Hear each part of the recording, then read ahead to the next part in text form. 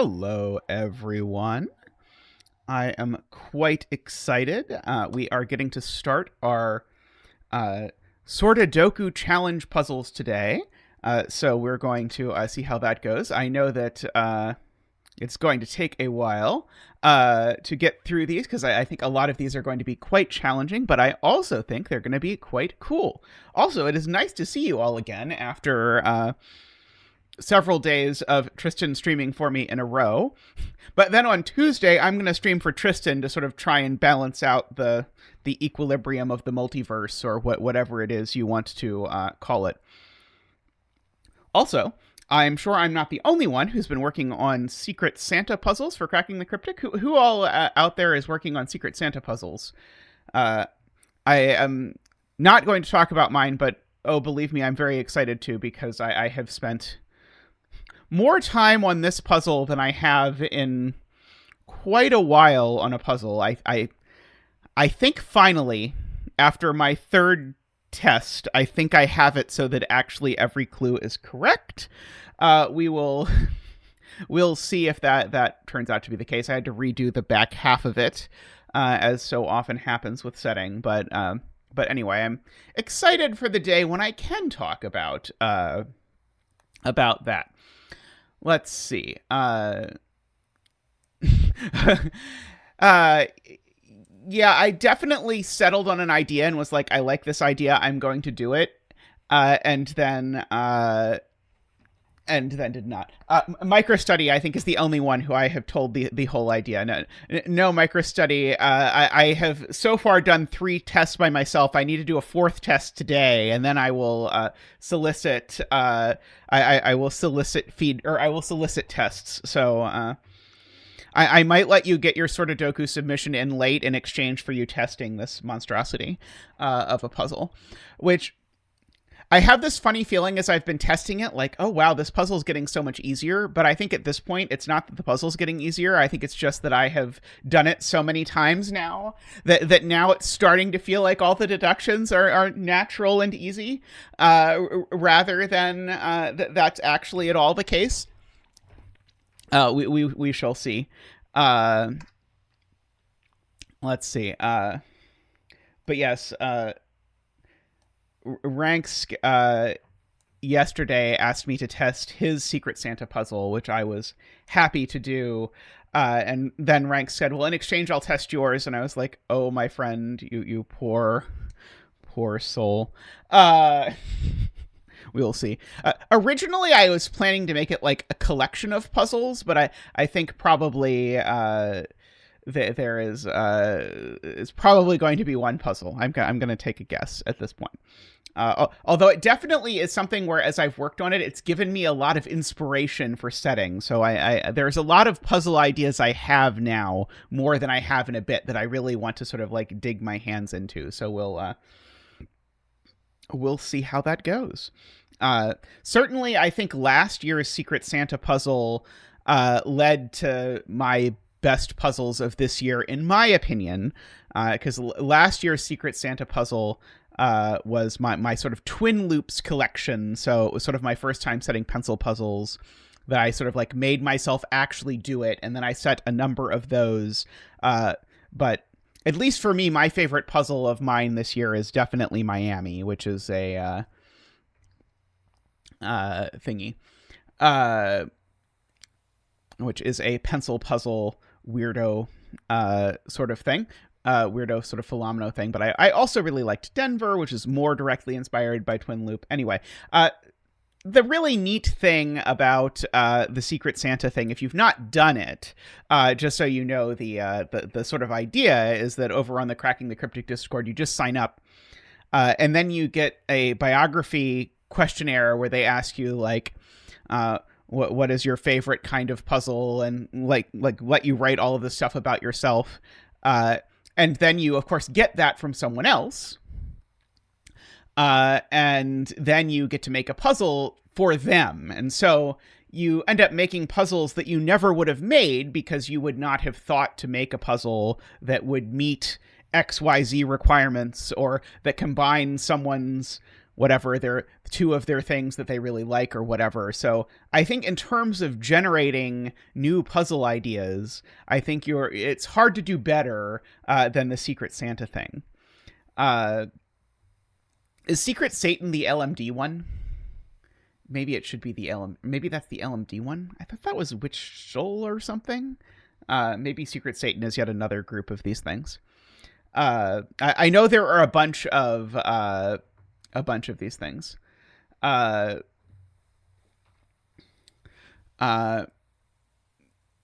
craziest Secret Santa I've ever received. So the first year, I will tell you what the person said. The first year, the person whose name I wish I remembered, but I do not. But they said, I like all Sudoku mechanics, so I would like a puzzle which combines as many Sudoku mechanics as possible. And so that is when I set the puzzle Wreath. So basically, this person said, make me the kind of puzzle you always make, which was great. I was ecstatic. And so I made a puzzle with, I think, 40 clues, no two of which are the same type, something along those lines. Let's see, I can pull it up, actually. Let me pull up Wreath.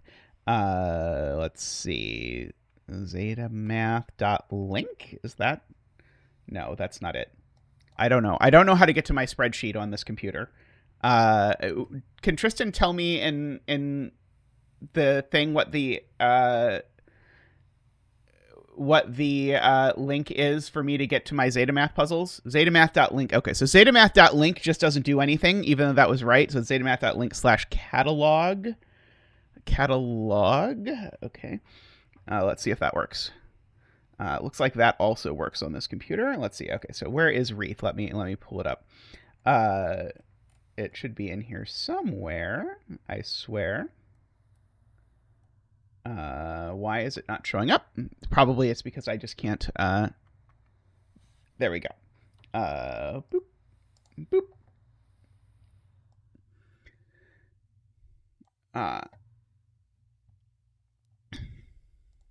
Okay, so here is, there we go. Nope. Oh, sorry. This is Opera being weird. 1 second.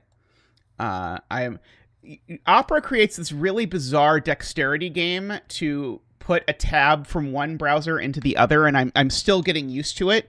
It's not like Chrome where it just did that, but I'm trying to get away from using Chrome for assorted reasons. So now whenever I open a puzzle, it's never going to actually show up on stream until I successfully get it to the 1 pixel wide spot where it will move the tab into the window. Anyway, so this was my first Secret Santa puzzle that I made that has no repeated clue types. But I think all of them are recognizable, except that this is a Mathrax clue, which, I mean, might be recognizable to you. Standard Mathrax rules apply, indeed.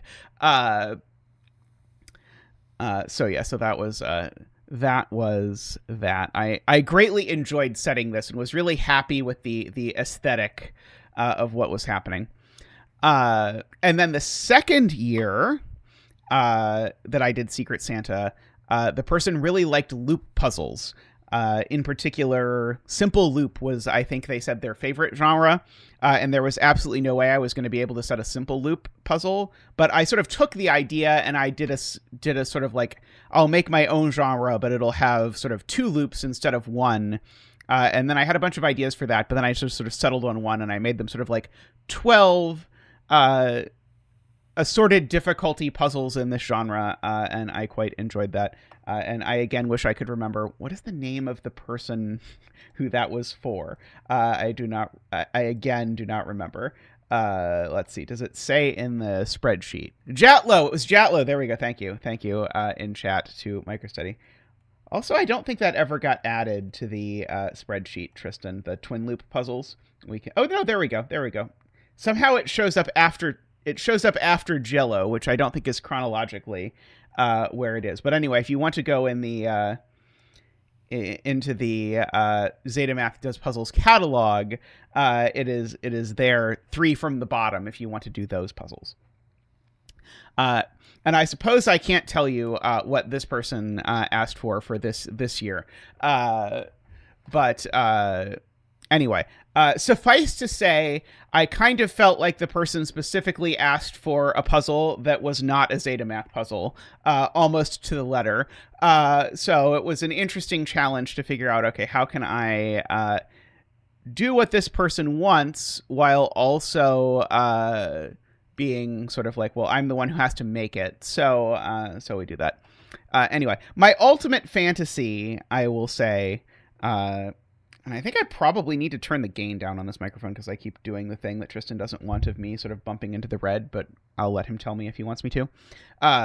My fantasy still is to get someone who I know really well, so that I can fuck with them, basically. That's my whole idea for Secret Santa. So I will do this until I get Nevario. That is the plan. And then that will be glorious. So let's though turn our attention from Secret Santa, which is delightful, of course, over to what we're actually celebrating today, which is the Sortadoku setting challenge. So those of you who don't know, I semi-regularly do setting challenges around here, where I'll propose something usually pretty broad, and then I'll take open submissions from people who meet that prompt, and then I'll do the puzzles that people submitted. So this time, as the name Sortadoku suggests, what I requested was Sudoku puzzles where there's a little bit of a twist in the standard rules of Sudoku. So this is somewhat inspired by when I set Jello and noticed that sort of in Jello, the idea was you have to fill some digits into the grid, but you don't have to put digits in every cell. But other than that, you have to obey Sudoku rules. And so I sort of was curious what people would come up with if I said, I'll take standard Sudoku rules, but just do something a little bit different. So now, today, we get to start doing the puzzles that people submitted for this. So we're going to start with Math Pestos. We're going to do these roughly in the order that they were submitted, but they do indicate rough difficulty. So if we're sort of running out of time, we won't start a 5-star one, maybe, perhaps. But all of these puzzles have been tested by at least 2 people, so they should be in good shape. I know at least one of them has already appeared on Cracking the Cryptic, which seems to happen every time. But I will say, every time I do one of these setting challenges, a whole bunch of the puzzles end up eventually showing up on Cracking the Cryptic, so that's pretty cool. In addition to the fact that they get featured on my stream, which is, of course, the biggest honor that you could actually have. All right, so let us read the rules to Glowworms. So place the digits 0 to 9 so that no digit repeats within a row, column, or 3x3 box. The leftmost column, uppermost row, and every 3x3 box will have exactly 1 digit omitted. Okay, so right. So this will be a row, so it will have all of the digits 0 through 9, but this will only have 9 of the 10 digits from 0 to 9. Within the main 9x9 grid, cells are either wall, shaded, or unshaded, cave. I'm going to call them floor because so this is sort of a cave puzzle, and I will say for my weird Zeta brain, saying that something is a cave is very weird because there's sort of the inside of the cave, which is what they mean when they say cave. And then there's the wall part of the cave, which I also equally think of as cave. And so if I call some of the cells in a cave puzzle cave, then I get very confused. So I try and say wall and floor for this. So we're going to have some wall and some floor. And the floor is orthogonally connected, so you're able to get everywhere by sort of walking along the floor. And all of the wall cells need to connect to the border of the grid. I think this is the second challenge in a row where Math Pesto has submitted a cave puzzle, which is not a complaint. I like cave puzzles, but I believe whatever the last puzzle challenge was, which I don't remember now. I think that was also that. Yeah, and it's only the 9x9 grid that is a cave.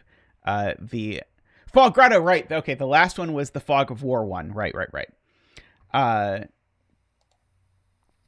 I did once have the first solve on one of my puzzles be by Scorp, so that was good.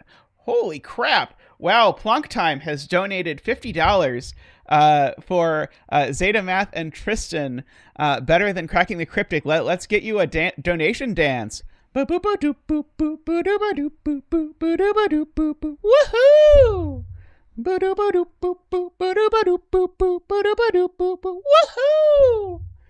Woohoo! Whoa! Thank you, Plunk Time. Thank you so much for your generosity. Greatly appreciated. Thank you so much. All right. So we've got a cave. And so, again, just to sort of draw that, we're going to have sort of and I don't know how we're going to do this. Ooh, woohoo. Russ has been a member for 18 months. Let's get Russ a windmill dance. Woohoo! Woohoo!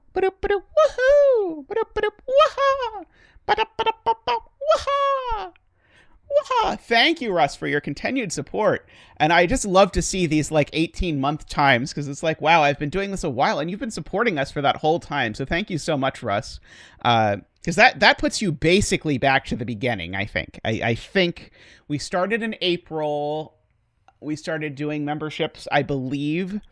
So it's either that or 1 month off from that is like saying you've supported us the whole time it has been possible. So thank you so much for that. So we're going to have wall and we'll have floor. And the wall segments, actually, I think my wall segments are going to be a little more aggressive. My wall segments always have to connect to the border. And the greens have to connect to each other.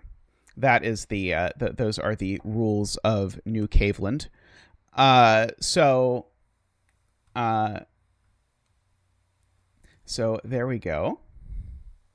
No anti 2x2 rule, but this does imply. Wow, Jay Dyer showing off with the 19 months. Let's get you a dance. Woohoo! Woohoo!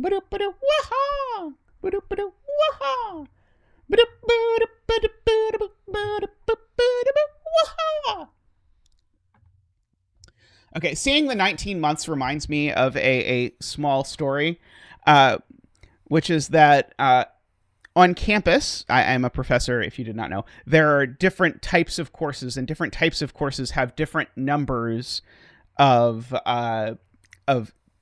limits of how many students there are in them. And so the default is 25, which is, a perfectly reasonable number to have the default be at a small liberal arts college like I teach at. But then there are a bunch of special classes where the limit is 19, which is the most ridiculous number to choose. Like, I feel like if you were to try and choose a natural number to be a limit for something, 19 would not be anyone's first, second, third, fourth, fifth, sixth, seventh, or eighth choice on the number. Like, for example, the fact that it is prime is just absolutely terrible for, like, anything where you want people to split into, say, groups of 2, 3, 4, 5, or 6, for example. None of those are possible in a group of 19 students. Also, it feels like 18 and 20 are both consecutive with 19, and either of them would be a better choice than 19. I'm given to understand that historically this arose because there were two factions of people, one of which very much wanted the limit to be 18, and one of which very much wanted the limit to be 20, and so they compromised on 19. But I'm going to go out on a limb and say that this is not an appropriate place for compromise, and that if anyone preferred 19 to either 18 or 20, that is very bizarre of them.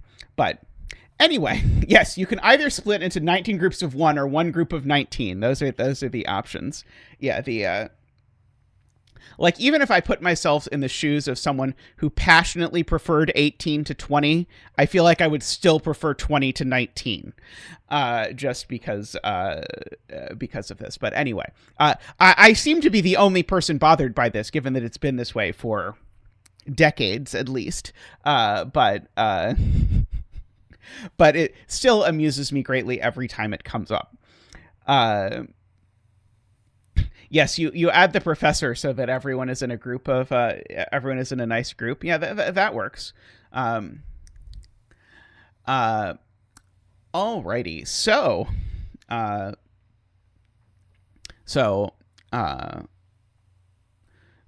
let us finish reading the rules. So the circles are always floor cells, so we can green all of these. This is a math pesto puzzle, so of course we're going to have to simultaneously color floor, wall, and high-low. And so the digit in a circle equals the amount of cave cells seen in the row and column, including itself. Walls obstruct vision.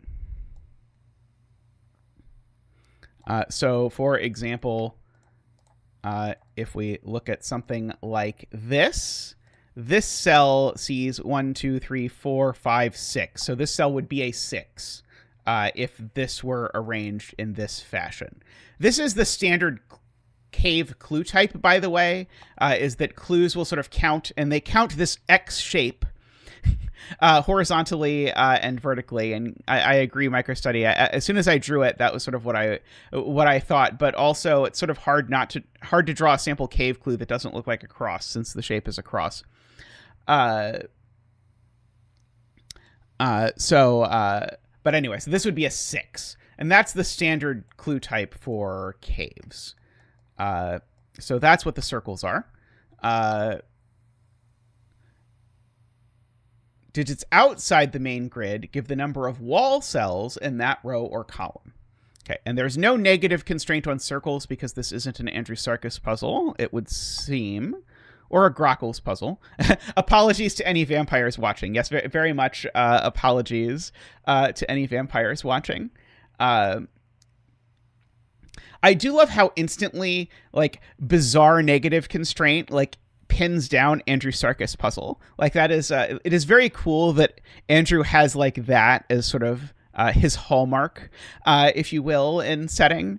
That just, like, anytime I see a weird negative constraint like that, I just assume that. But we don't have an Andrew Sarkis constraint here. Okay, and then adjacent digits on a green line differ by 5 or more.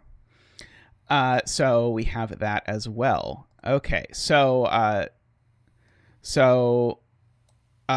normally you would be unable to put a 5 on a green line. However, in this puzzle, you can put a 5 on a green line because 5 and 0 are, in fact, 5 apart. And so we do have to worry a little bit about our standard green line secrets. So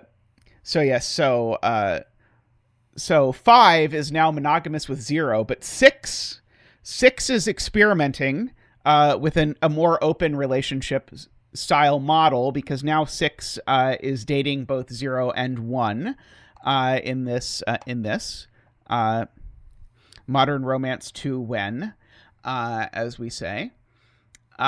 So yeah, and so normally in these sorts of puzzles you say, oh, well, circles are counting something, so circles have to be small. Oh my god, Jay, sexual liberation indeed. I love it. Normally circles, because they're counting something, have to be small, but the circles in this don't have to be small.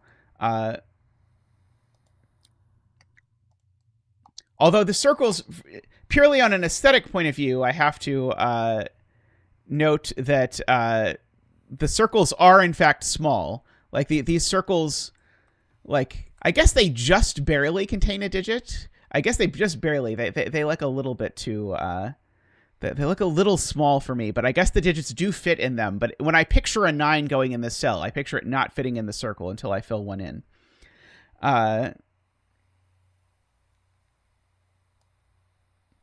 Okay, so Garion notes that there's some interesting things with where 9 goes in this column. because if I make this a 9, then it's going to make everything wall, because that's what we have. And so there's no 9 there, no 9 there, no 9 there, no 9 there. There could potentially be a 9 there and potentially be a 9 there. And up here, there could potentially be a 9 either there or there. Yeah, 0 and 1 definitely can't go in circles. I agree with that. However, a 9 here would cause a big problem, and a 9 here would cause the same problem. Amusingly, a 9 here wouldn't, but because of the way things work, we have that. So 9 here doesn't work because of all of these being cave. Well, there's certainly some green down here. These greens now can't connect. And likewise here. So we can pencil mark that these cells are all from 0, 1, 2, 3, 4, 5, 6, 7, 8. There is no 9. Okay, which tells us how many cave... Oh, no. Which tells us how many wall cells there are. Oh, no. Yeah, I'm absolutely going to mess this up. I mean, when you say, like, picture the cave, I feel like it's hard to picture the absence of something being what is the cave, which is what is implied by naming the floor the cave. Yes, so sorry to all cave betters out there. Okay, but now here's an interesting thing. I just watched, by the way, Isaiah solve the puzzle Red and Blue, which is one of my old puzzles. Isaiah has been streaming on Wednesdays, going through all of my old puzzles.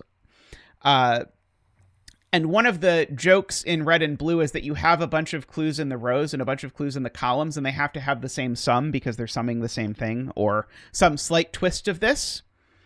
But up here, the point is the sum of these digits has to be equal to the sum of these digits because they're both counting all the wall cells in the grid. And so if there's a 9 missing here, there has to be a 9 missing here. And so we get to copy those pencil marks up to here as well. So there are no 9s up here either. Okay. Now, no 9s on this giant green line is interesting because of 4. So 4 is not a member of the Liberation. 4 still only plays with 9. So there is no 4 over here. I don't know what digit I took out, but it sure wasn't 4. Hey, Casey, how are you? So there's no 4 over here, but now we have our standard octuple of 0, 1, 2, 3, 5, 6, 7, 8. So this can't be any of those. It can't be 0, 1, 2, 3, 5, 6, 7, or 8. And so this cell has become a naked 4. And we get to do our 4 dance. Let us bring out Zach for the 4 dance.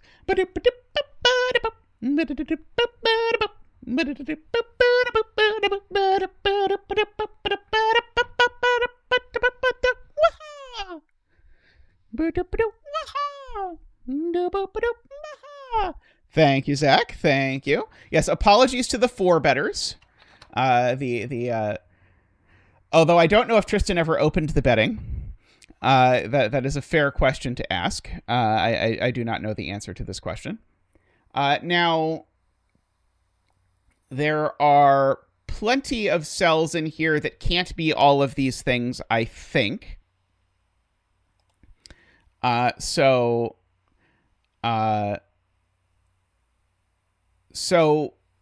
3 only in this puzzle connects to 8. Yes, 3 only connects to 8. So if 3 only connects to 8, that in this column, because 9 is not available, I don't know why in my brain I was like, no, 3 connects to 7 or 8. No, 3 does not connect to 8. So 3 is in one of these 2 outer flanges. And now 5 only connects to 0. And so 5 doesn't go in the middle either. And so now we've got our hidden 3-5 pair out here, if you will. 6, 7, 8. So we've got those. Now, so these are opposite.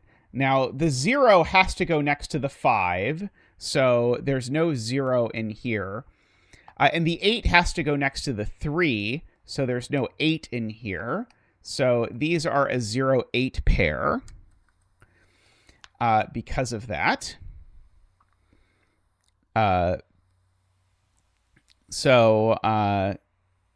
So we've got that. So one of these rows is an 8. That's very interesting, because an 8 will mean that this is the only connecting thing. That's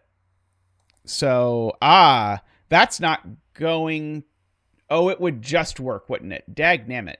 It would just work. So what I was thinking was, if all of this is wall, because this is an 8... Oh, no. 8 and 5 are not the ones that are consecutive. That is right. Okay, so this can't be an 8. Because if this is an 8, these are all wall, but this has to connect to that. And I don't think I can do that. Oh, no, I can. Dagnammit. No, I can. Sorry. I was wrong. It is possible. It is just possible. I was thinking I was going to be able to sort of disprove this by counting and saying that required 5, but it turns out that's not the only way to connect those two things. Let's see. So people people are noting that I should think about 6, because remember, 6 only connects to 0 and 1, so 6 can't go in the middle anymore. And 2 only connects to 7 and 8, so 2 can't go in the middle either. Oops, I did that wrong. So we actually have sort of figured out our thing. So we have all of that. And now this 2, 6, I guess... Well, this can't be a 6 is the point. Because if this were a 6, this would have to be a 0 or a 1, and it can't be either. Because, well, it already sees itself. And if it were a 1, it would see only itself. So this can't be a 6. This has to be a 2. Right? Do we agree with that? I think we agree with that. So that's a 6. 2 doesn't go next to 1, so that's a 7 and that's a 1. 6 doesn't go next to 8, so that's a 0 and that's an 8. 8 doesn't go next to 5, so that's a 3 and that's a 5. I was really expecting it to be a connectedness proof with the 8, and I'm happy that we have resolved it, but then also a little sad that I didn't get to use the way I thought I was going to. Okay, so this is a 7, 8, or a 9 in this circle. And let's see. This is a 0 or a 1. Wop, wop.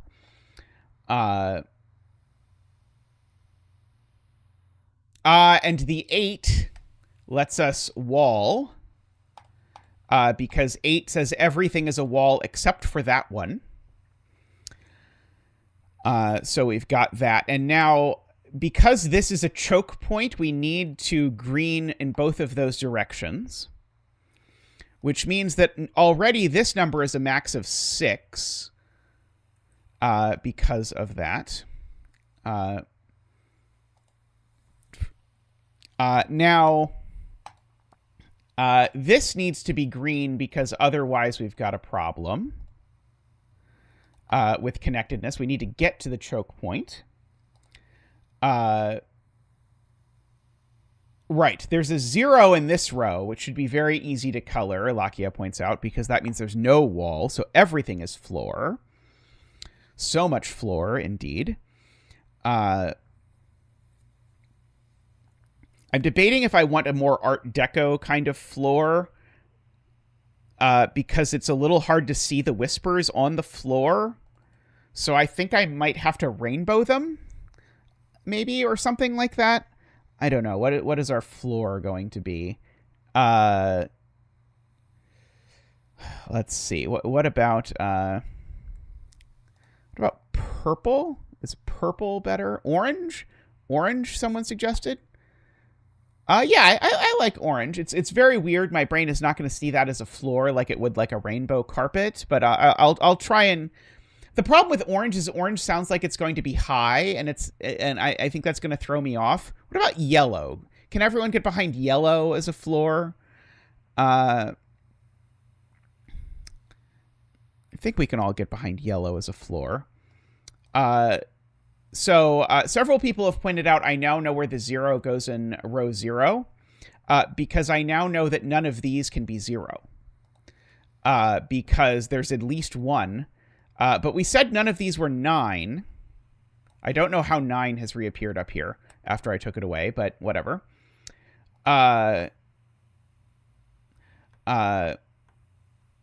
But that means this has to be the 0, because we've got a 1, 2, 3, 4, 5, 6, 7 quad. Or sorry, not quad, octuple. Hey, Pause, how are you doing? Great to see you. So that means all of this is floor. And I need to be careful not to say the words avoid a 2x2. Because I don't have to avoid a 2x2.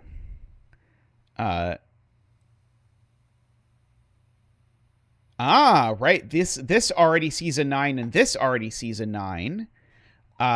Good spot, because remember these circles are counting the number of cave cells seen. So this is a 9, and these both have to be gray because otherwise it would be more than 9, and there aren't any numbers more than 9. And this is a 9, although it doesn't do anything for me in quite the same way that that one did. Good eye from Emily. There's a 7 in this row, and I already have 2 yellow cells, so the rest of this cell is gray. These are all cave walls.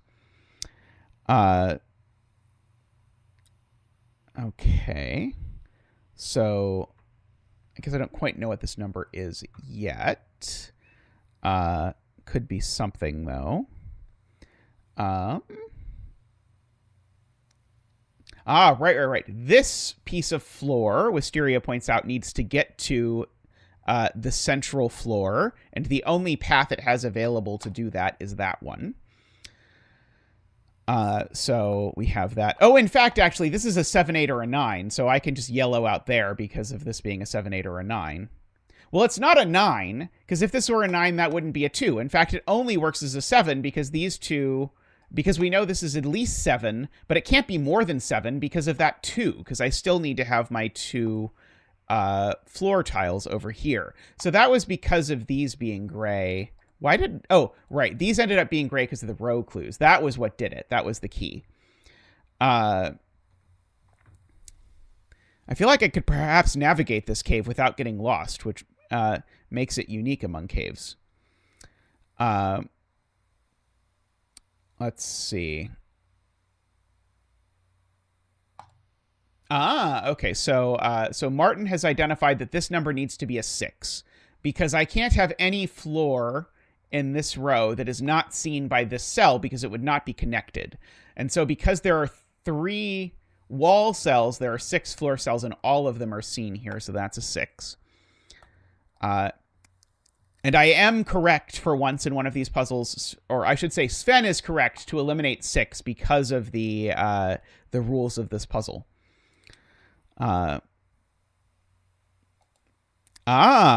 1 has to go somewhere in row 0, but it's not any of these columns that have more than 1 cell. So it's one of these 2 is a 1. So none of these can be 1. Right. So this has to be yellow, Jim points out. That's definitely true. Oh, right. Sorry. I counted the wrong thing. Thank you. It's, sorry. The 1 has to go somewhere where there's only 1 wall. So it's not in any of these cells, and it's not in any of these cells, and it's not equal to 0. So in fact, the 1 is there. Sorry. Thank you for catching that. So all of these... Hey, Mixo, how are you doing? This is still yellow, though, because of that. Because of the fact that I need to see 6, and even if I went all the way that way, I'd still need that to be yellow. Uh, yeah, this number is small. Let's see. This number I now know because it's now 1, 2, 3, 4, 5, 6, 7, 8. This number is now an 8. Uh, yeah, I'm always happy whenever I do a challenge with the puzzles that I get as a result. It is very cool. Uh,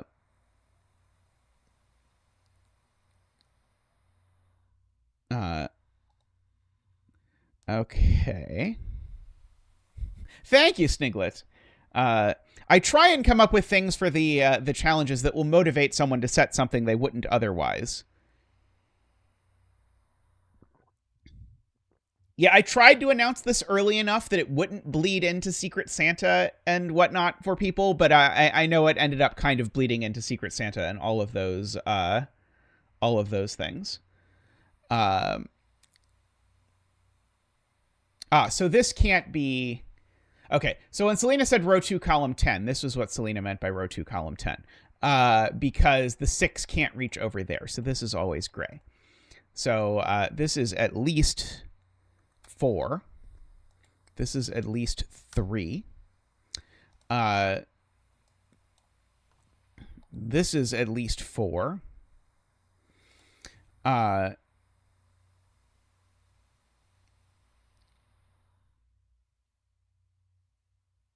Right, and I can also start knocking off the top because none of these can be 8.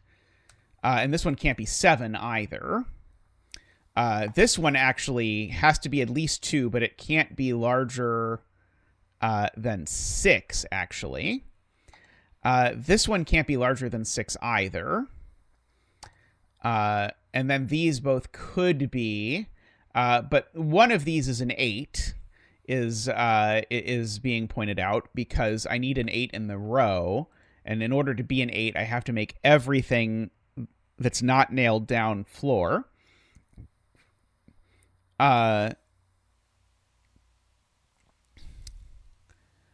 Let's see.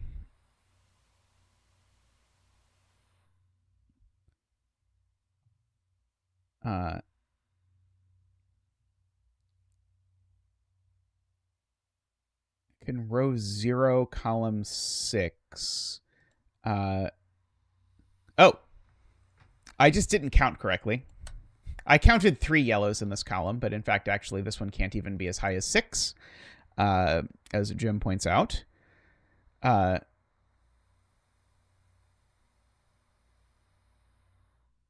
So this row has only one wall, and what people are pointing out is the one wall in this row has to go in the column with an 8. So therefore, all of this is yellow. And therefore, this digit is 1, 2, 3, 4, 5, 6, 7. It is 7, 8. Well, sorry, it's not 8. It's 7 or 9. Oh, no, it could be 8. Sorry, it could be 8 if that's yellow and then those are both walls. Sorry, it could be.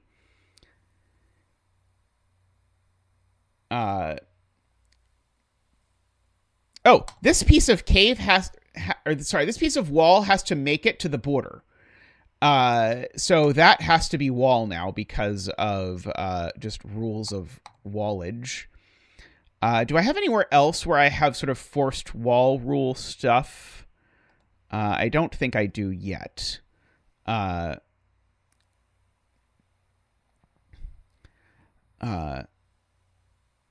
see.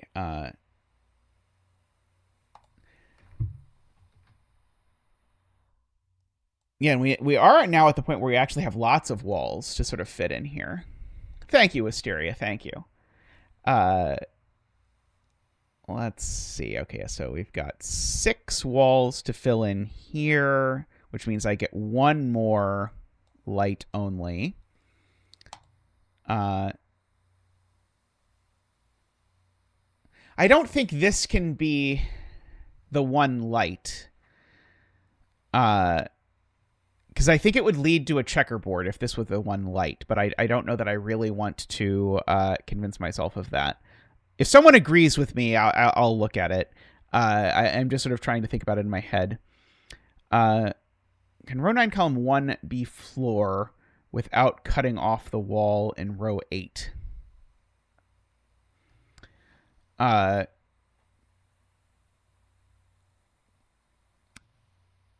Without cutting off the wall in row 8.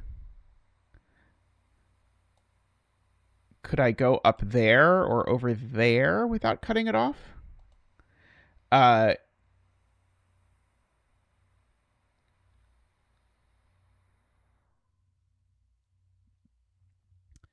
Let's see. J. Darius is row 6, columns 7 and 8. Are both wall, or filling the rest of the row's walls makes an island. Right. If that were right. If either of these is yellow, it's the last yellow of the row, which makes that cell unable to get out. So these are both wall. Like that. 7 in row 0. 7 in row 0 can't go here anymore. I don't know what happened to cause that, but so these are a 7-8 pair, actually. Fascinating. Okay, so these are a 7-8 pair. So there's only a total of 3 yellow cells in these two columns combined. Let's see. Oh, and there we go. Right. And that's 2 of them right there. So anything that like that can't be the last wall cell in these 2 columns. Sorry, can't be the last floor cell in these 2 columns. These can't be the last floor cell in these 2 columns. Something there, or there could be, I believe.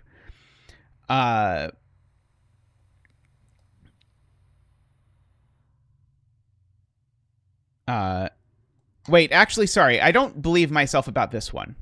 I think this could still be floor because it could go that way. Let's see. Row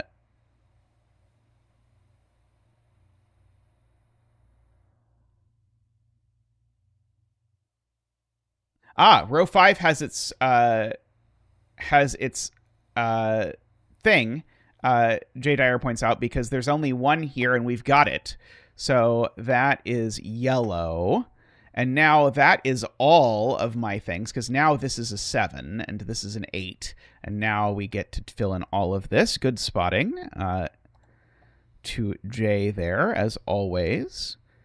That means I now know that this is an 8.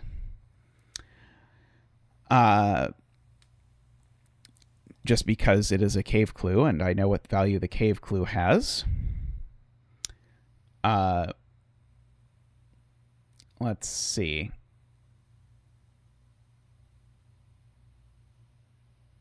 Can't be 4 or 5, because if this were 4 or 5, this would need to be 0 if it were 5, or 1. Sorry, or 9 if it were 4, and it could be neither. Right, so both 4 and 5 are monogamous, is Garian's point, / Jim's point. And they're both monogamous with digits that are ruled out of this cell by quote-unquote Sudoku.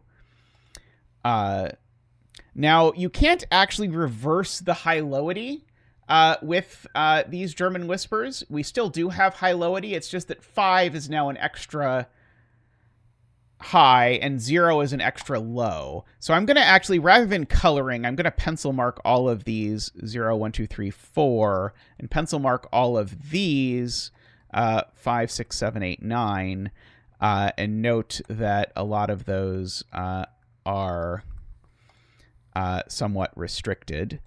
This one certainly can't be a 5, for example, because it would put 2 zeros there. This one can't be a 5 because 5 doesn't go next to 2 or 3. This one can't be a 5 because it would put 2 zeros in the row. This one can't be a 4 because lots of reasons. This were a 3. Those would be forced to be 8, 9. I guess that's okay. This one can't be a 4 because those would both be that. This one can't be a 4 because then those would both be 9.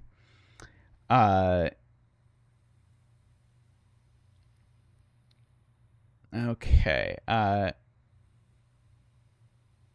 Right. Okay. So Wisteria has an excellent point, which I feel like somehow I've never quite seen this point show up in one of these puzzles before. If I look at the candidates for these, one of them is 9, which can go next to anything. But the other ones are 5 and 6, which only go next to 0 and 1. So this can never be a 2 or a 3. So this is always a 0 or a 1. Which is quite a nice point. These, funnily enough, can't be high, because if they were high, one of them would be a 5, and neither of them can be a 5.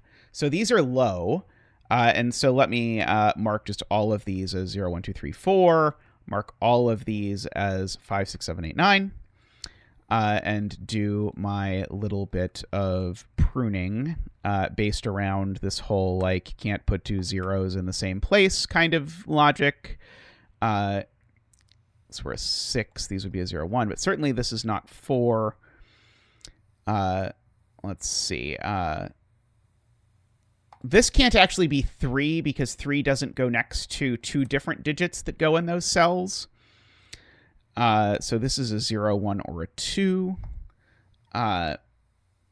3 here could go with a 9, 8. I think that's fine. As best I can tell. This can't be 5 because that can't be 0. Just of note,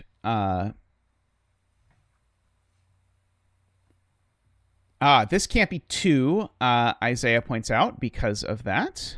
So that the break-in here, by the way, Isaiah, I reminded me of your stream of Red and Blue the other day. Let's see. Row 2, column 8 can't be 3, right? If this were 3, again, one of these is 6 or 7, so that's definitely not 3. Row 0, column 7 can't be 2 either. That's true. Let's see. Is the fact that this is 6, 7, 8, or 9 interesting? I don't know. I agree with Martin's point that now this 6 actually now, because of those 2, forces the wall back this way. Which now means that there's a maximum of 5 wall cells in this column. Oh, I was thinking, you know what the worst part is, Mixo? Is I looked at this long whisper and was like, I wonder if there's any clues that will tell me what is the high-lowity of this long whisper. And then I concluded, no, there's not, even though there's a 9 on it. So these are 5, 6, 7, 8, 9. These are 0, 1, 2, 3, 4. Okay, and we're going to have to do lots of cleanup from that. Those aren't 0, not a 5 or 8. That's not a 1. Oops, that's not a 1. That's not a 6 or 8. That's not a 1. That's not a 7 or 8. That's not a 0. Oops, 0 or 2. This can't be a 5 because that can't be a 0. This can't be a 4 because these can't both be 9. This can't be a 5 because that can't be a 0. Could maybe be a 4. Could maybe be a 6. Could maybe be a 4. Could maybe be a 4. The row and column outside the grid do count to Sudoku in this puzzle, yes. Which is a very cool idea.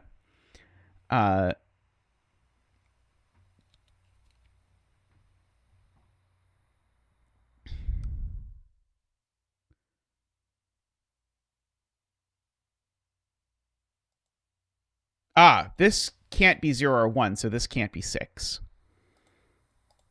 So we've got that as 7 or 9. I think we now have a quadruple in this column. So we have the 6, 7, 8, 9. So everything else in this column is not 6, 7, 8, 9. The others are 0, 1, 2, 3, 4, 5. Just for Sudoku logical purposes. 8 is just placed in this box. Weirdo.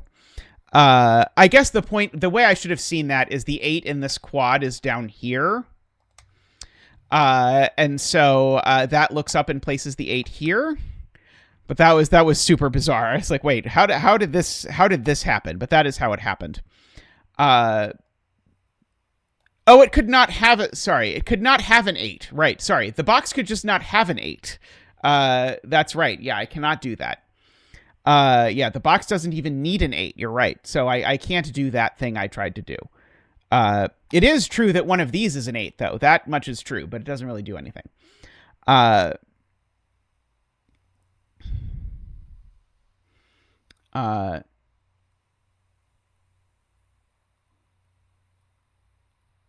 Oh, the column needs an 8. Right. The column needs an 8. Sorry, this column needs an 8. And the 8 doesn't go there, right? So this is an 8 because the column needs an 8, right? Okay, that is fun logic to get to think through. I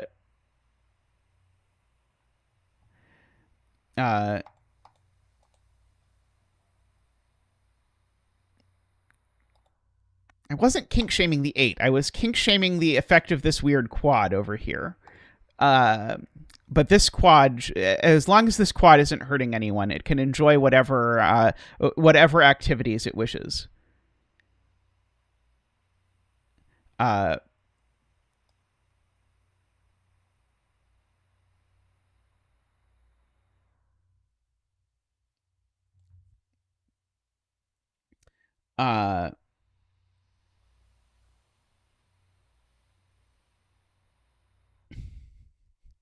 Wait, yeah, I need to name 2 Sudoku constraints so that you can get a lemonade from Panera Bread. Can I inquire as to the causal link between my naming Sudoku constraints and lemonade from Panera Bread? Is this the death lemonade from Panera Bread that everyone keeps talking about on Twitter? Let's see. What else have we here? Okay, so yeah, one of those is definitely the thing. One of those is the thing. Uh, uh,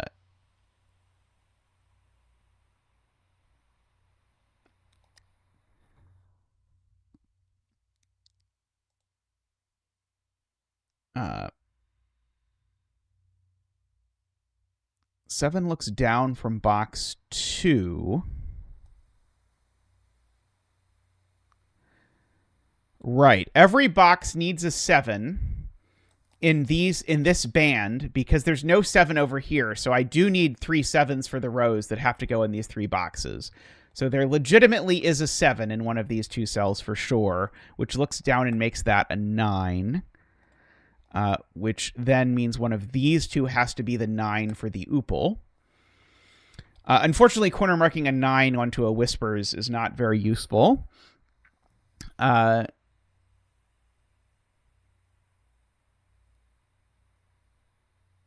see. I will say arrows and Renbon. How about arrows and Renbon? Let's see.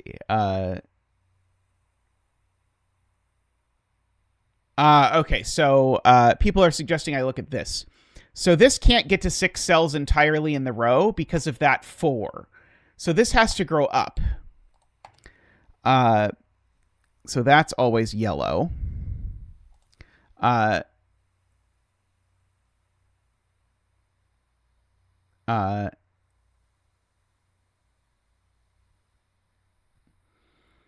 chose the best mechanic and the best mechanic that can distinguish between 1 and 9. Because I figured if you're going to compare them, it would be really, really sad if you couldn't distinguish between 1 and 9.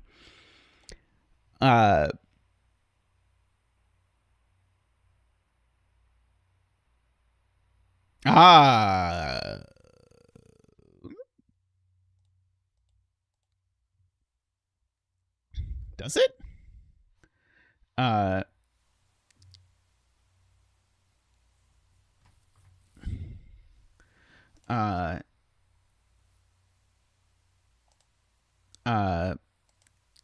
So if this is yellow, it doesn't make this too big yet, right? 1, 2, 3, 4, 5, 6, 7. No, it only makes it as big as 7. If all my yellows are together in this row, is that a problem? Because that would be 5 yellows here, 6, 7. No, that's still not a problem either. It would make this not thing, but that's okay.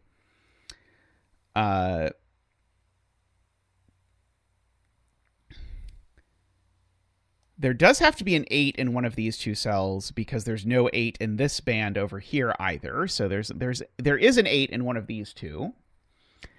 Funnily enough. Likewise, there's a 9 over here somewhere.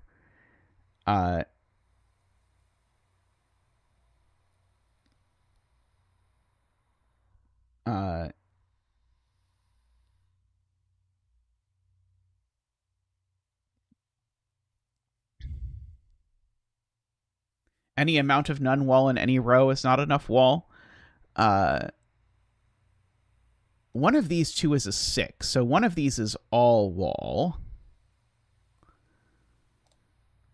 This can't be a 3 anymore. MicroStudy points out that 9 had the effect of kicking 3 out of this cell because now these can't be 8, 9, which is what they would have to be in order to make that work.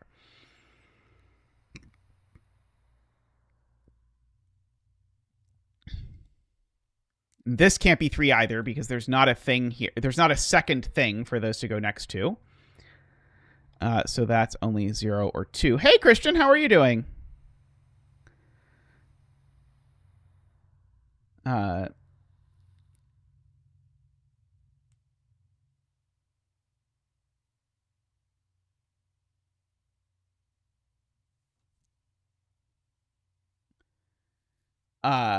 Let's see. Jay Dyer says this is missing an 8.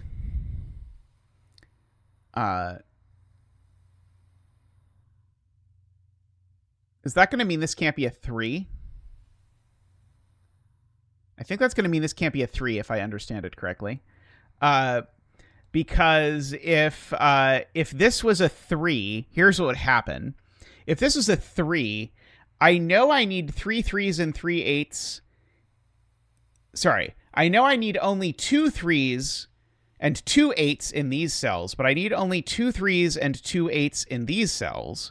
But I do need one in here and here and here, and I need one in here and here and here, which now means that I get neither a 3 nor an 8 in this box.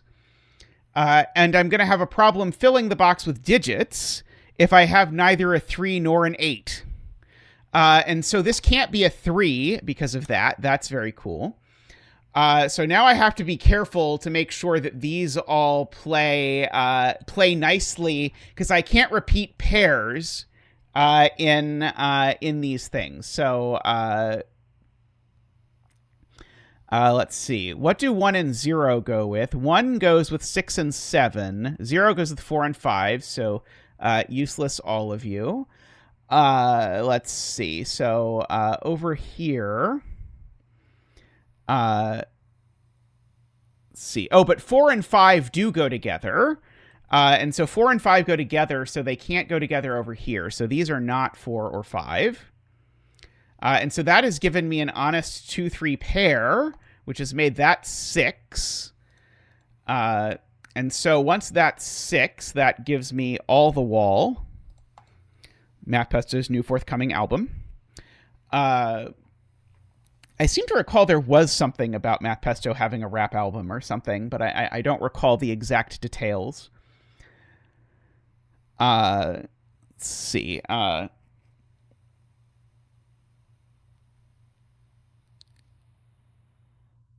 see.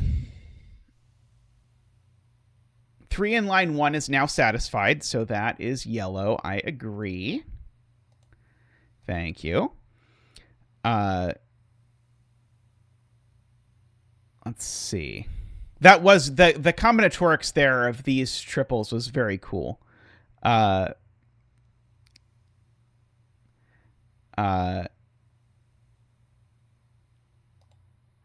being told that if this is wall, it breaks. If this is wall, it's the last wall for its row and the last wall for its column. And I guess in particular, the problem is it's the last wall for the row, which would make this floor and doesn't work. So this can't be wall. It has to be floor because of that. And so 1, 2, 3, 4, 4, 5. Okay, that doesn't quite do anything for me. Yep, it would isolate row 9, column 2 was a much better proof than the proof I was originally going to give. Let's see.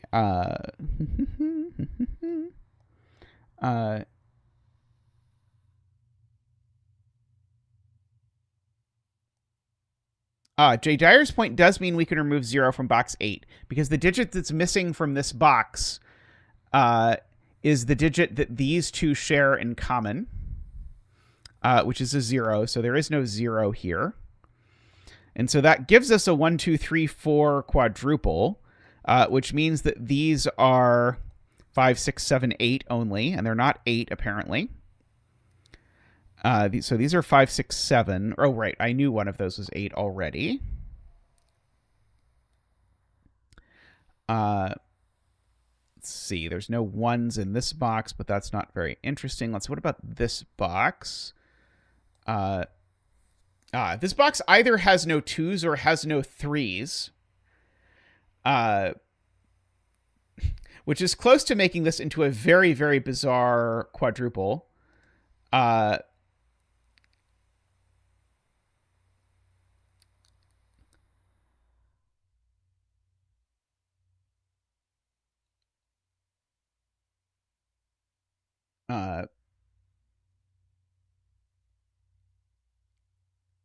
So J40, there's a box in these 3 rows that does not have a 0.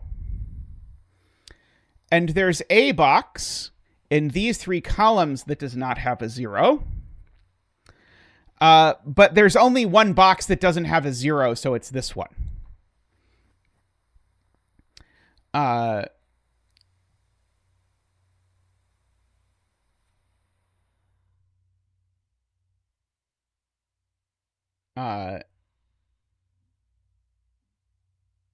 Row 6, column 6. Can't be floor now. I don't quite see it. Let's see. 57 thorns. The 6 row uses up all of the walls for the 2, 3 column. Okay. So 57 thorns point is I need potentially one more wall here. Right, sorry. I need one more wall for these 2 columns in total because they both have 2 walls already and only one of them has one more wall. But that one more wall is there. And so 57's thorns point is therefore this is floor. And therefore by the 5, this is wall.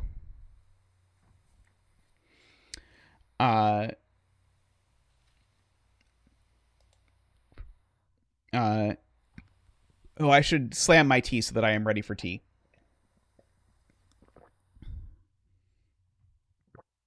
Let's see. Row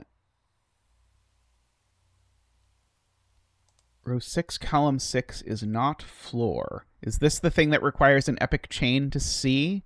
Or does it make this digit into a 9? 1, 2, 3, 4, 5, 6, 7, 8. No, it would make it an 8 if this was floor. It would obligate this to be floor as well. Oh, it would obligate both of these to be floor. Ha ha ha ha ha ha ha ha. Nice, nice, nice. Okay. If this is floor, now this is 1, 2, 3, 4, 5, 6, 7, 8. That makes this a minimum of 8, but it's only 8 if both of these are floor. And Micro's point is that's 2 floors more, but I already have 3, and that would put too many. So therefore, very coolly, this is my last ceiling. So this is my last floor. So ceiling. I don't know why I said ceiling, but whatever. That's 2 and that's 3.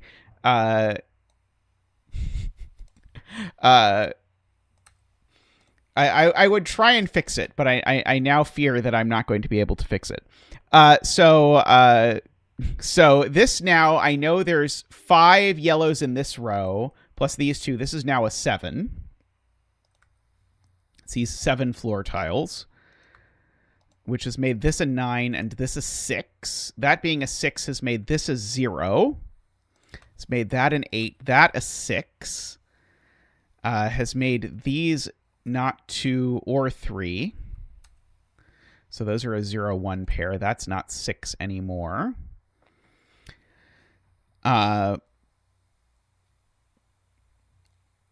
These are all none 0. Right, box 2 needs a 6. So that 6 is in one of these 2 cells. And I know it needs a 6 because 1, 0, and 3 are the digits that are missing from these boxes. And so 6 is not one of them. And so that 6 comes down here and gives me a 5 and a 6.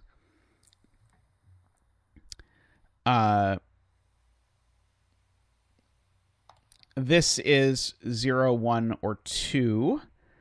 And that gives us a 0, 1, 2 triple in the row. I don't know if I really want to do that. Yes. This is not a 3 or a 4 because neither of those is far enough away from 6. So this is a 1, which makes that a 2. Makes these a 0, 1 pair. These not a 1. This not a 2. Those are a 4, 5, which look down and make this a 1, and that a 2, and that a 0, and that a 1, and that a 9, and that a 0.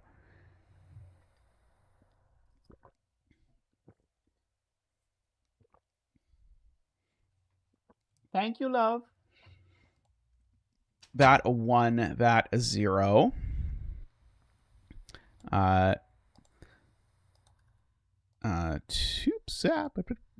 2, 1, 2. This has become a 0 as well. I bet this is the kind of puzzle that once you've solved it once and you know all the tricks, you could solve it again in like 15 minutes. Even though it's going to be a very long thing. We already have the 0 in column 5. Let's see. I think Eckbert meant what I have been calling column 4, but what is column 5 if you start from over here? There needs to be a 0 in here because there's not a 0 there, and it's not there. So the 0 joins the 6 and the 7.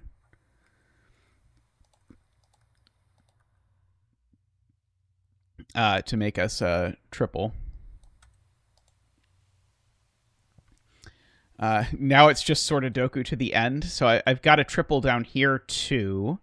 Let's see. I've got 0, 1. Still need a 2, 3, 4.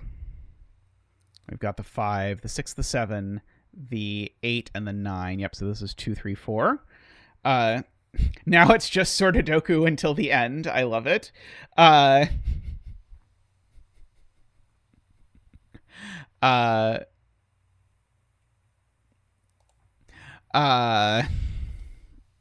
Let's see. Isaiah trying to ruin us all. Let's see. 8 over here.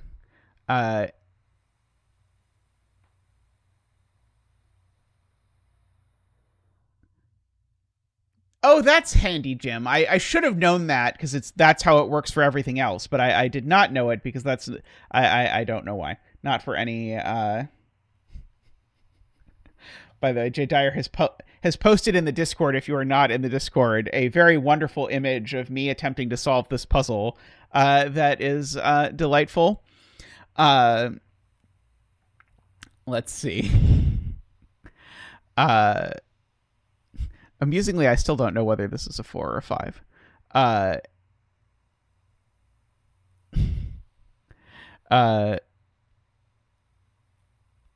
Let's see. Do need a 9 in one of these 2 cells, I suppose. Let's see. I know there's no 8 in this box. 6 in box 7. Is there a 6 in box 7? Yes, there is, because the digit missing from box 7 is a 4 or a 5, because 4 or 5 is shared in common between those and those. So the digit missing here is a 4 or a 5, so it's not a 6, which does indeed place the 6 there. Which now... Oh, no, the 6 in this column is already placed.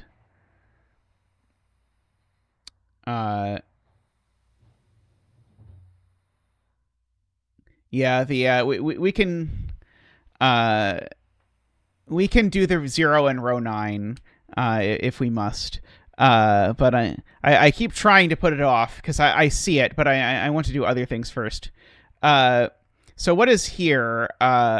1, 2, 3, 4, 5, 6, 7, 8, 9. 7, 2, 1.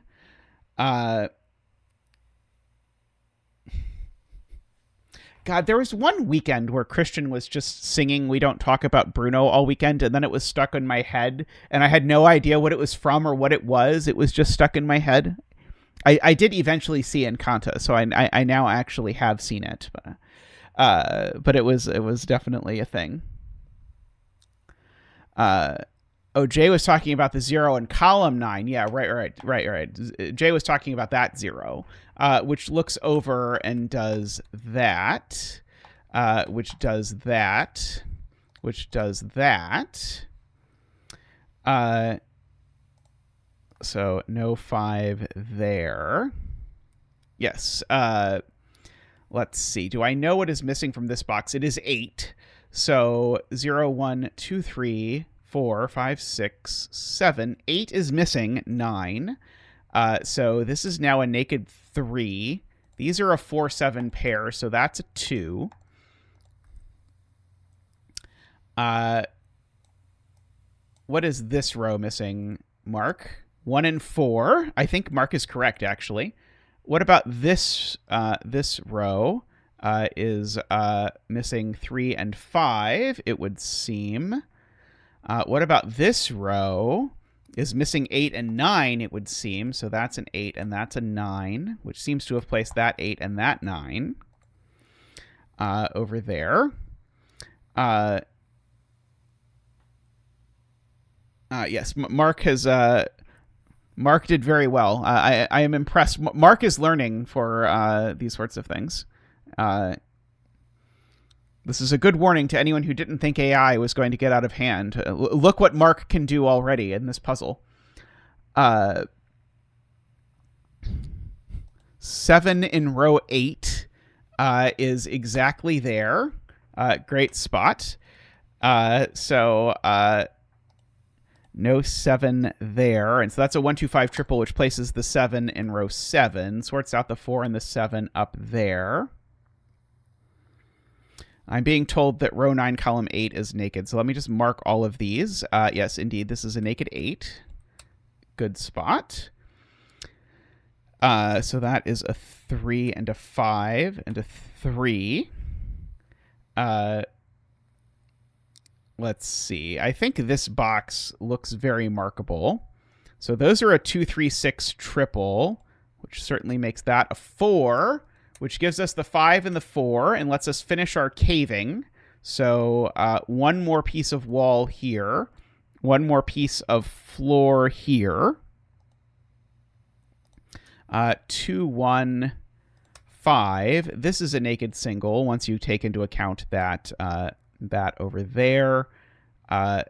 This box is missing a 5, so this is the none 5 digit, which is 3.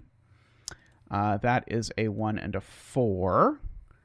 I feel like it is a very Zeta-friendly thing to do, to set a Sortadoku challenge that somehow inexplicably Mark works for anyway. I feel like there should be a bonus prize for Math Pesto for dreaming up a Sortadoku rule set that Mark supports. So that is a 3 and a 6. That is a 5 and a 7 and a 4, a 3 and a 4 and a 2. 3 and 2, 3 and 5 and 7, These are an 8, a 1, and a 2. And the betting tree is, of course, a 0. Congratulations to all the 0 bettors out there. Unless this is like roulette, and when the betting tree comes up 0, the house takes it all. Which feels like to me how it should work, but perhaps this is not roulette. We shall see. MicroStudy's first win, apparently. Congratulations, MicroStudy, getting in on the betting finally. 0 is other. I think 0 is other. Yes. Make the walls choco. Oops. Sorry. If I want to make the walls chocolate, there we go. There is our choco banana puzzle.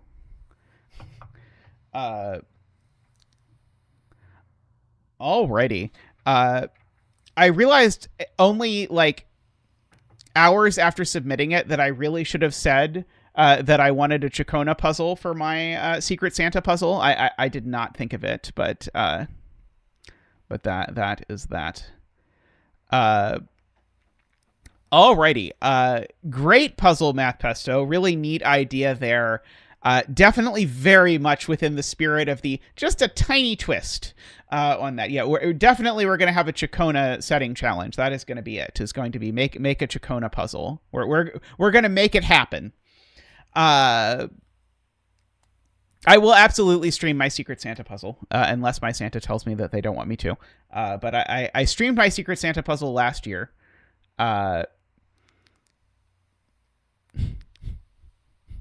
Other pays off at nearly 8-1. Wow. I would have thought the meta would be to guess other every time because the setter chooses the bet tree, and so the setter is going to choose the 13 every time. But we will see that. Yeah, I did stream last year's Secret Santa puzzle. MicroStudy has accidentally revealed that he is my Santa. I have suspected all along. Alrighty. No, it's gonna be Nevario because I've spent so long talking about the horrible things I would do to Nevario if I got Nevario for my Secret Santa that now Nevario is going to have drawn me and inflicted those things on me instead. Is what is going to happen. That is my guess. I'm going to get Battleship 2. That's what's going to happen. It's going to be I'm going to open my Secret Santa thing and it is going to be Battleship 2. Alrighty, I'm going to take a quick break and stretch, and I will be back in just a moment with more Sortadoku goodness. I'll be right back, Colin. I'm glad you enjoy the chocolate banana coloring here. I'll be back in just a moment.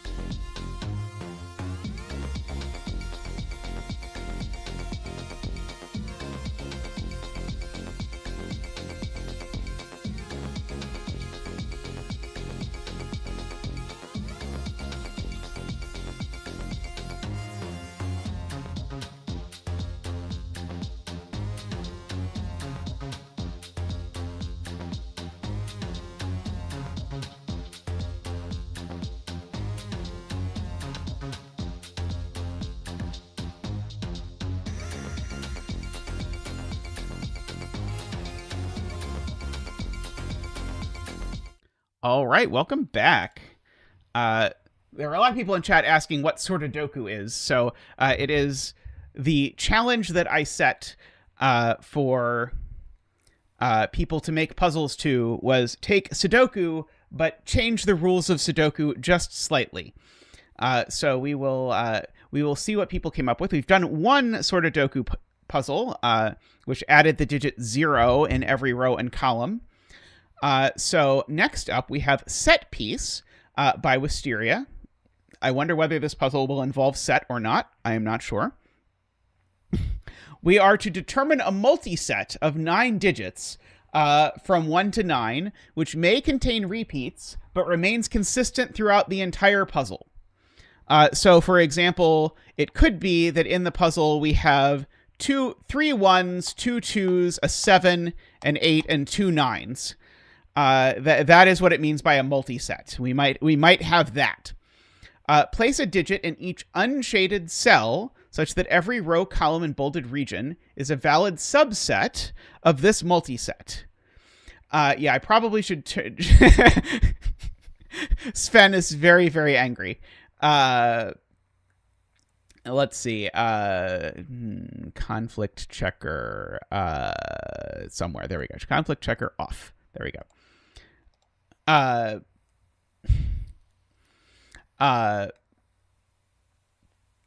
So place a digit in each unshaded cell such that every row, column, and bolded region is a valid subset of this multiset. So, for example, here there are 1, 2, 3, 4, 5, 6, 7, 8 digits.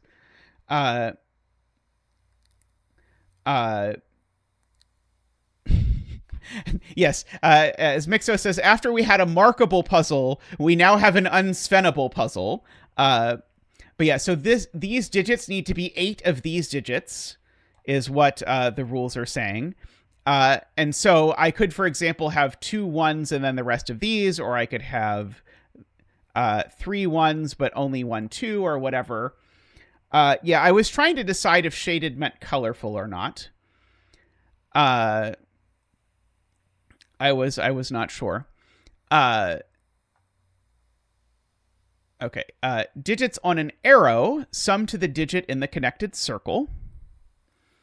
So this arrow is only actually summing that cell. Is that what I'm to understand is happening here? Because these are not getting digits. Correct. Okay. So yeah, so the very pretty looking band of colors is meant to be left empty. I'm hoping that I correctly guessed the multiset. Squares contain even digits. Oh yeah, I can just put like black in here just to make it sort of really stand out as shaded. There we go. That looks that looks intense in a nice way. I'm happy with this. I feel like I'm looking at one of those old VCR tapes, like the blank VCR tapes we used to get had a logo that looked not too dissimilar from this sort of color. Yes. Squares contain even digits. White dots separate consecutive digits. Okay, so the fact that there are white dots in the grid confirms to me that there are at least 2 digits in the multiset. So the multiset does not solely contain 9 copies of the same digit. I could also prove that from this arrow. And the multiset contains at least 1 even digit. So we have that. Okay. These two are the same digit, but it's not that digit. Okay, so what on earth are we going to... Yeah, we do need at least 1 odd digit because we have all of these dots. And now we're not allowed zeros in this puzzle. So we can fill in 2, 4, 6, 8. Oh yeah, JLib points out that the sum of 2 consecutive digits is odd. So this is 3, 5, 7, or 9. it's not necessarily a strict subset because this region, for example, Jim, contains all of them. We've got this weirdo region, 1, 2, 3, 4, 5, 6, 7, 8, 9. That also contains all of them. Yeah, this is a weird one cell arrow because that's, of course, the 1, 3, 5, 7, 9.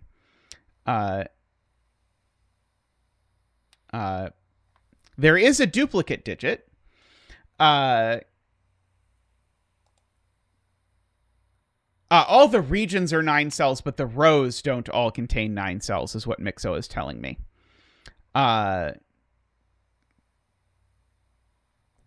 This is also 3, 5, 7, 9. I don't know if betting is open yet. Let's see. 2 9-cell rows and 2 9-cell columns. So I'm going to guess this is going to be about using set or law of leftovers, given the title is set piece. But we have to think about what that means in this puzzle. Although I'm slightly terrified, given that Jay Dyer did not complete this puzzle, because Jay Dyer is the person I know who knows set the best. So who knows? Maybe the title is just a reference to the fact that the rule involves a multiset. That's possible. Okay, so maybe I should not be trying. I just saw the title and immediately assumed before I even read the rules that it had to be saying that I'm supposed to use set. This circle is also a 3, 5, 7, 9. Okay, how many times am I going to incorrectly apply? So there's, in fact, at least 3 odd digits just from this row. So there's a minimum of 3 odd digits. Hey, Bremster, how are you doing?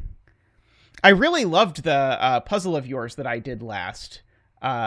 It's been a little bit. I know Tristan did one since then, but do you post puzzles somewhere other than LMD, by the way, Bremster? I don't see a lot of your puzzles on LMD, but I always love your puzzles when I do them.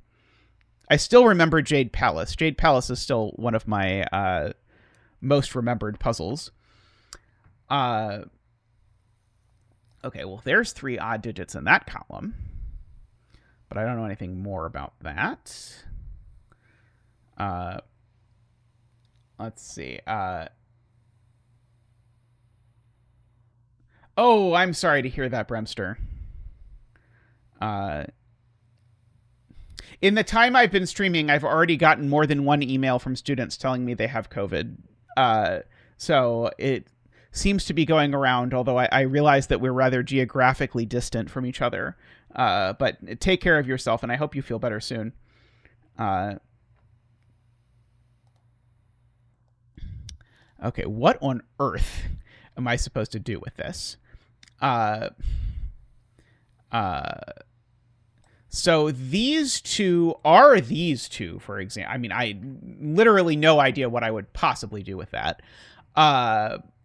But you have that. It is true. This digit is at least 3. I concur with Jay Dyer. This digit is certainly at least 3 because it's summing at least 3 ones. Yeah, the arrow math is funny because like even this arrow could be 1, 1, 1 and probably is. Let's see. Yes, Colin is correct. People may well bet on a digit for the bet tree that is not even in the puzzle. That is delightful. Row 5, column 6. If this is a 3, it would break row 5, column 8.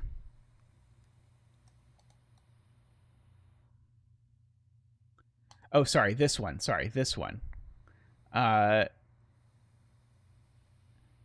Why would it break this one? Couldn't I just have 2 3s in the row?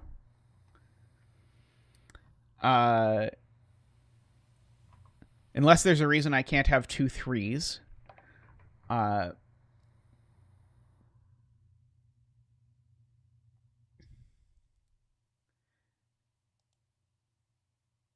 Yeah, but unfortunately, I'm allowed to have 2 3s. So this could be 3, 1, 2, 3, and I don't think there's anything wrong with this, as best I can determine. Uh, uh, Ye old Sortadoku. Yeah, you could even do that. But this arrow cannot sum to 1 or 2. I can say that much. We don't have zeros. Yeah, the fact that I know there's at least 3 odds is interesting. Can anyone prove there has to be a repeated digit in the puzzle? Yes, there has to be a repeated digit in the puzzle. I can prove, in fact, that there has to be a repeated digit in the puzzle because of this 1 cell arrow.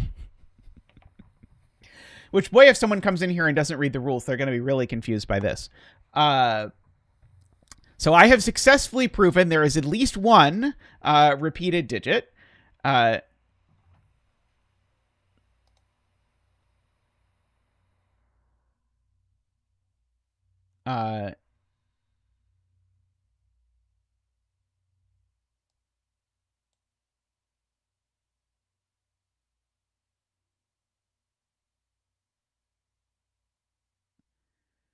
Row 5, column 5 is on an arrow in column 4. Because this digit's definitely not there. It's funny because I can say that even if this digit, even if it is the same as this digit, it still means this digit shows up somewhere else. So I can use Sudoku in a sort of funny way to say, well, if this is yellow, there's definitely a yellow somewhere that's not here in this column, and it's not there either. I don't know if this column actually has 9 cells, though. 1, 2, 3, 4, 5, 6, 7, 8. Oh, this column doesn't have, unfortunately, this column doesn't have 9 cells. But if this column had 9 cells, that would absolutely be a thing that you could probably do. Let's see. But it is interesting in a similar way to ask where this digit goes in this weirdo box. And it almost has to go there, but not quite. Hey, Sandra and Nala. I hope you are doing well.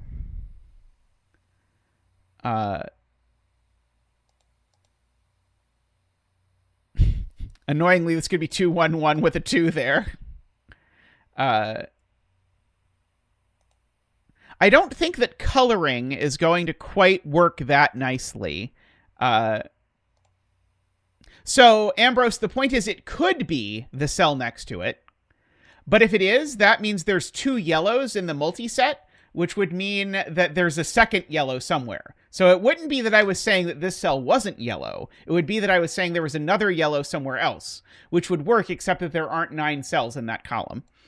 So it doesn't work in that specific case. Let's see. Okay, so maybe I should try doing random law of leftovers kinds of things. So how many digits is this that I have selected?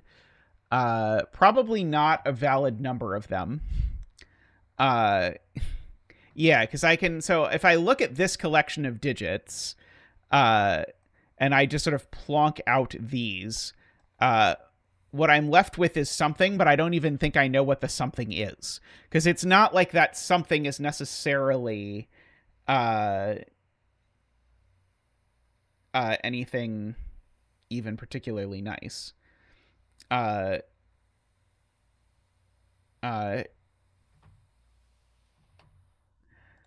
Let's see. Because I'd want to, if I'm selecting this, I want to select the 9 cell things if I possibly can. Because because otherwise, what am I even doing? But I don't quite know. Yeah, each quad has 18 cells, but it's not 4 sets or 3 sets of 1 through 9 or anything like that.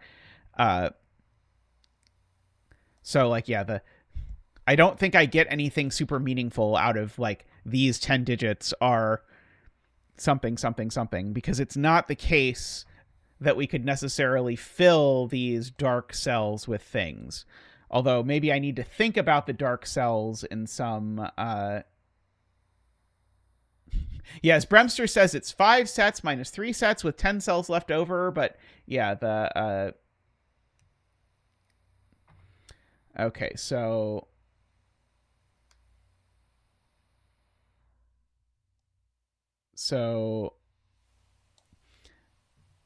Jaleb is suggesting...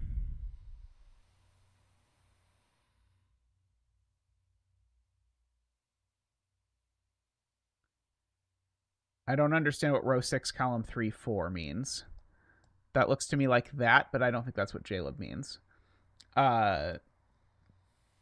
Which are my columns that have 9 cells in them? It's not that one.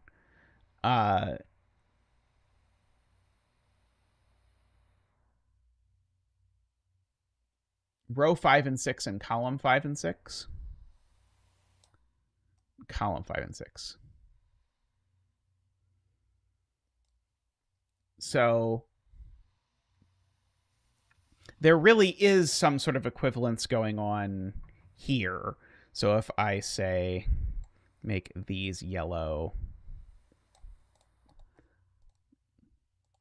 and make these blue, it really is true to say that that yellow is 2 copies of this multiset, and blue is 2 copies of this multiset. And so you can sort of cancel these out if you want. And so you could say that the yellow digits and the blue digits are the same, for example. Although this looks kind of like the exact opposite of what I want to do because I removed the arrows.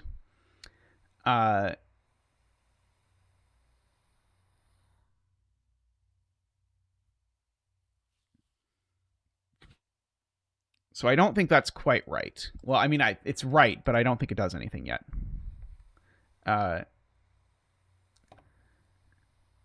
Okay, so Jay Dyer says for every 9 in row 6, columns 7, 8, 9, there must be 1 in row 5, column 3, 4.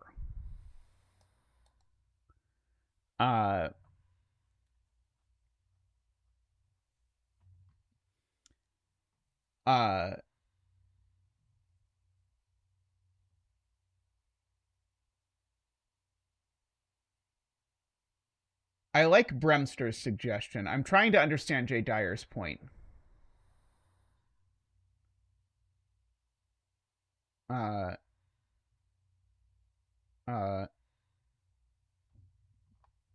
I don't quite see the connection. Okay, let me try this variation.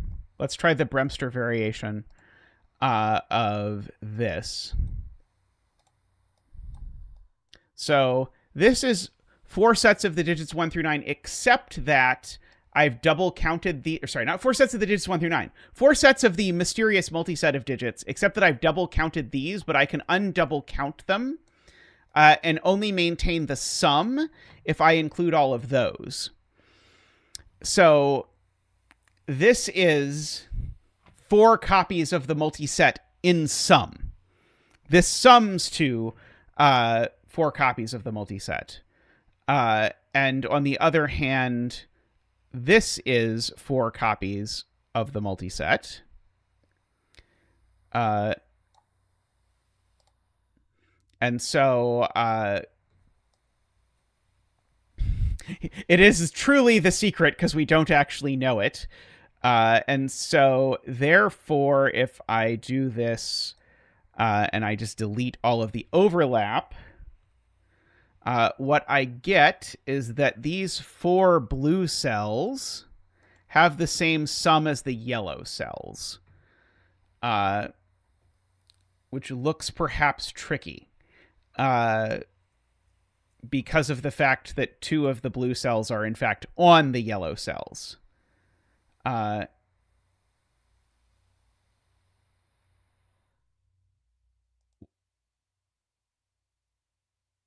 Row 7, column 3, 4. Because of the arrow, J. Dyer.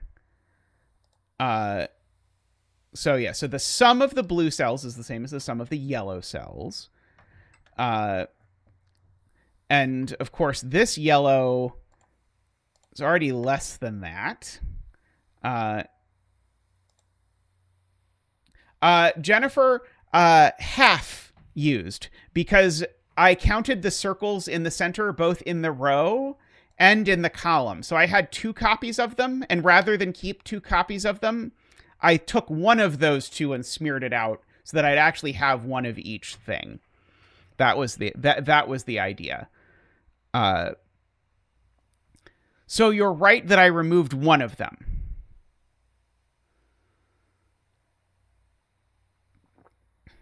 I can add these to both sets and then do more arrow math, says Mixo. So certainly I haven't changed the sum if I do that. And then if I now say, okay, well,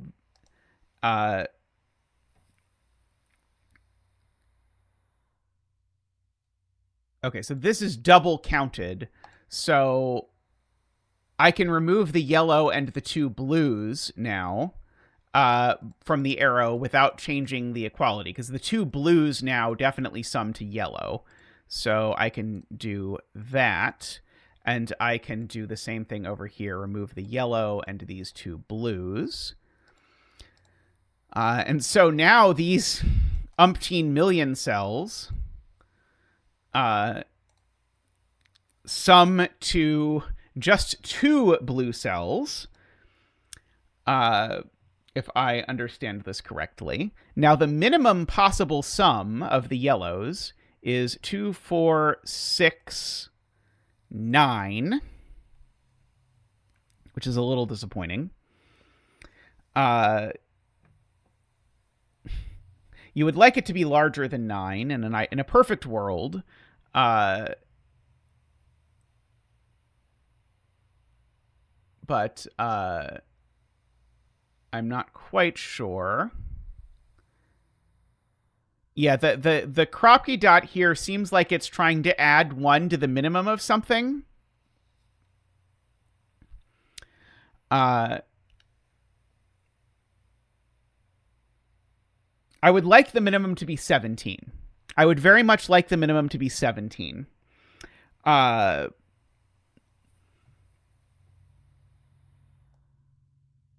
Annoyingly,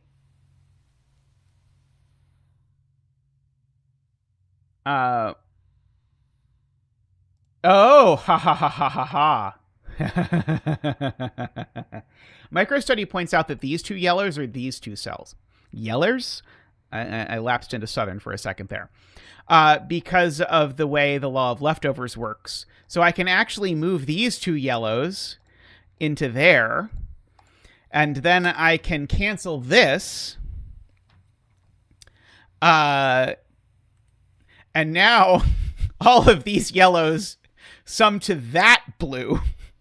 And so what's the minimum? 1, 2, 3, 4, 5, 8. And there we go. So now these sum to a minimum of 8. And so we are going to get to this digit is an 8 and do our 8 dance. Ba-boop-ba-doop. Whoa! Ba-doop-ba-doop. Whoa! Ba-doop-ba-doop. Whee!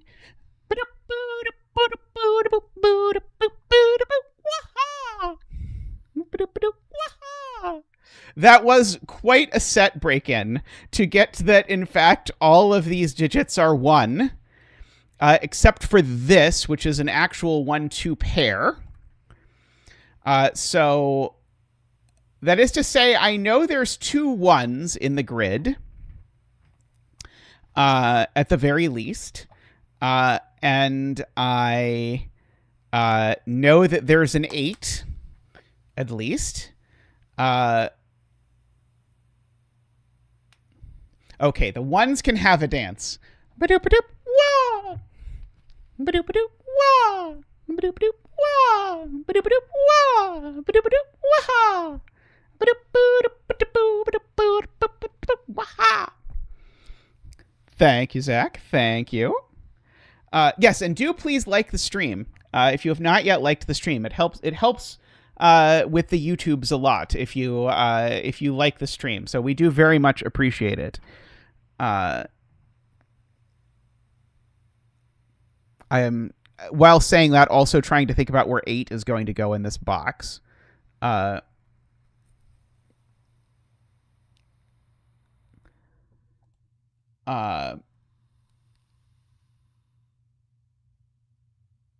yeah, 8 in column 6 actually can only go in one of these two cells.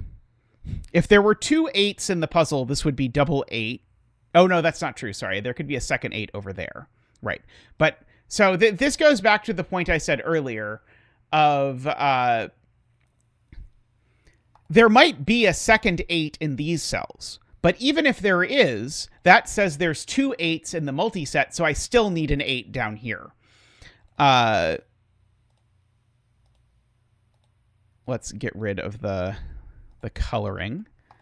Oh,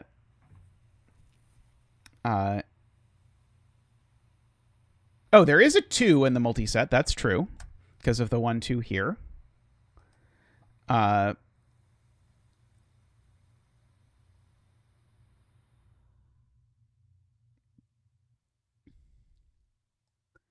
Right, and these 3 odd digits are definitely in there. So that's sucking up 3 of these remaining things, because none of these have been mentioned in the multiset yet.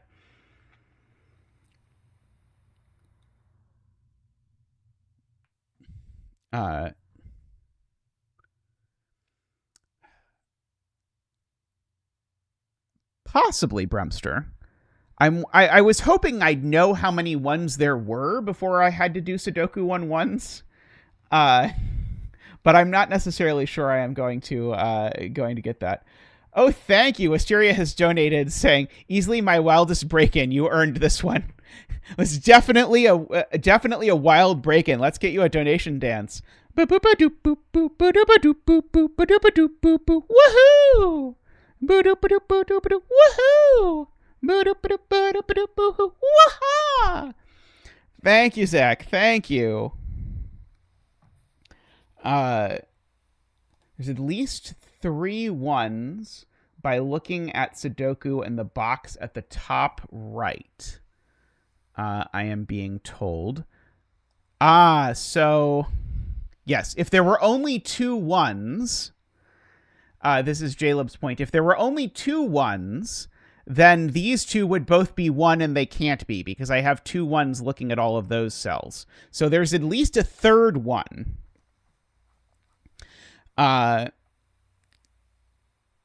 So there are, let's see, box 4. Which box is box 4? So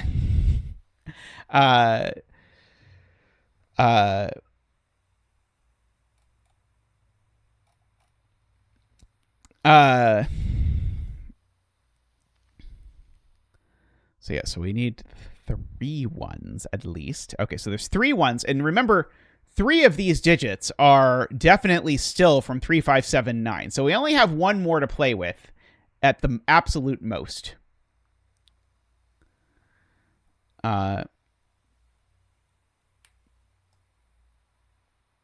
Okay, so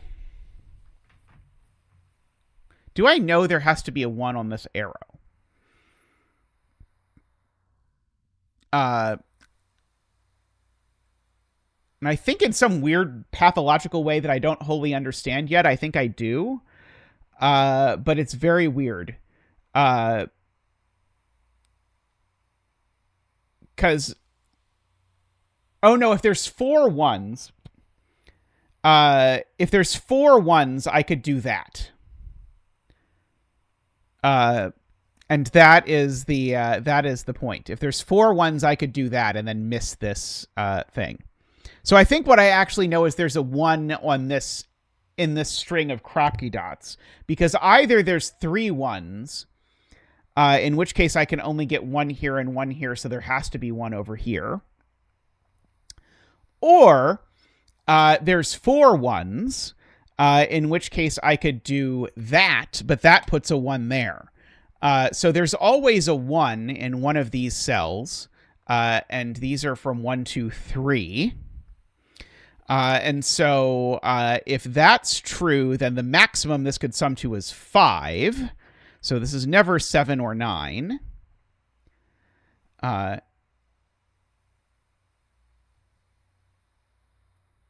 Let's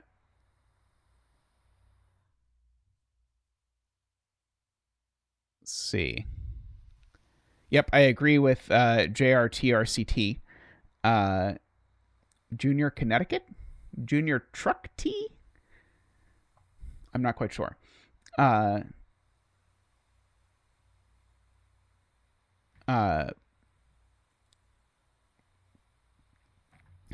Let's see.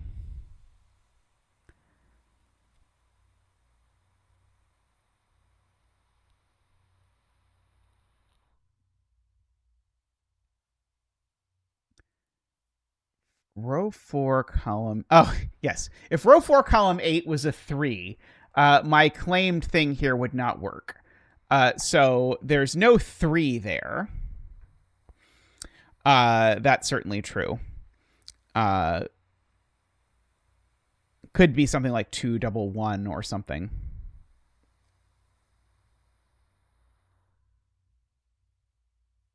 Right. So not Junior Connecticut. I have guessed incorrectly.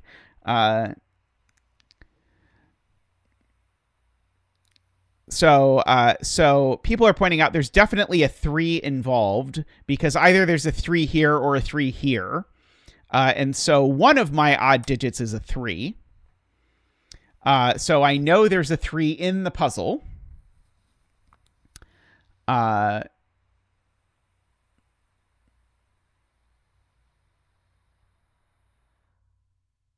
Now, interestingly, there needs to be an even digit along this dot. And, oh, there need to be... I bet that's an 8. Because one of these is a 2. And so one of these 2 white dots needs an even digit that's not that 2. It might be a different 2, but that's not that 2. And so unless the one of those white dots has an 8... then I need to invent another even digit, which I technically have room for 1 more even digit. I think I technically have room for 2 2s, Bremster. I only have room for 1 more even digit, but I do have room for 1 more even digit, unless I am missing... So this white dot also needs to involve an even digit that's not that 2. Funnily enough.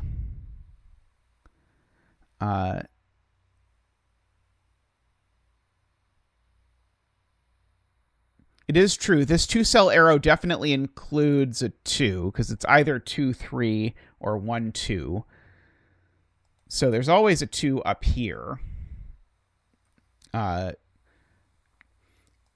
Could be a 2 here, too, because it could go 2, 1, 2, I think. Put it in your Discord soundboard.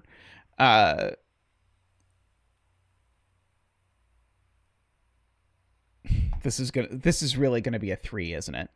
I feel it now. This is gonna be a 3. If 1 is the only repeated digit, this has to be double 1, and that's a 2. I don't know if we can rule that out.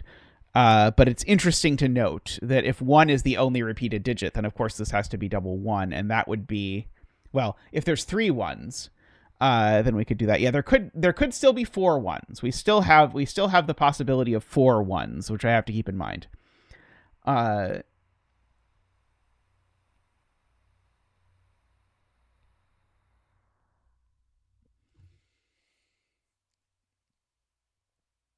DWeb pointing out if this is a 9, then this is a 4, 5, and then we have to add a 5 and a 4 and a 9, and that wholly exhausts the all the digits.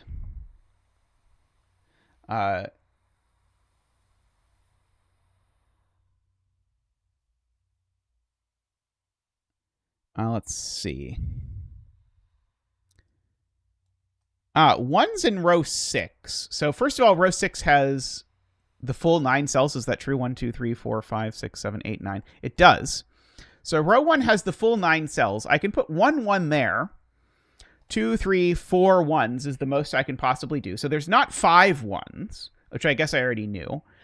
But there's not 5 ones.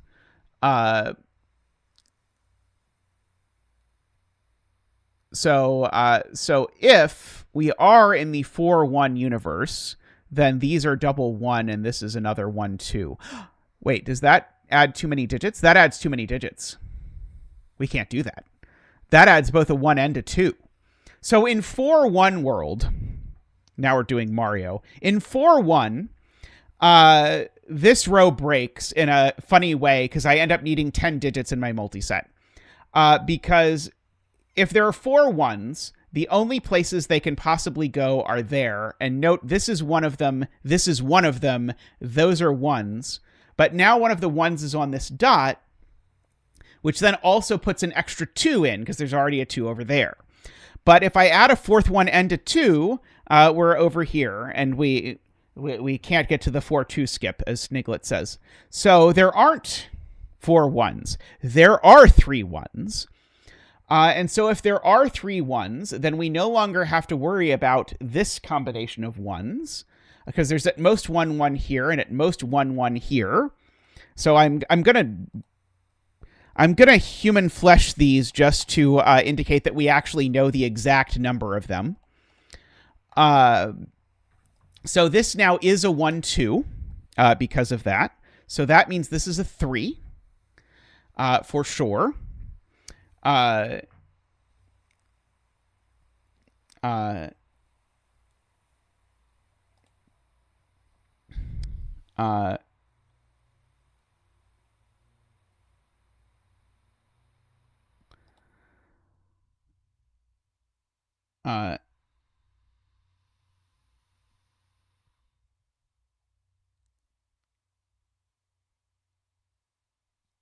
The proof amounted to saying that if there were 4 ones, there would be 2 2s, and that would put a minimum of 10 different digits into my multiset, which only has 9.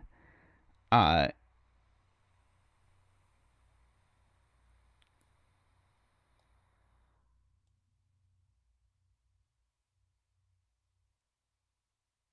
see. So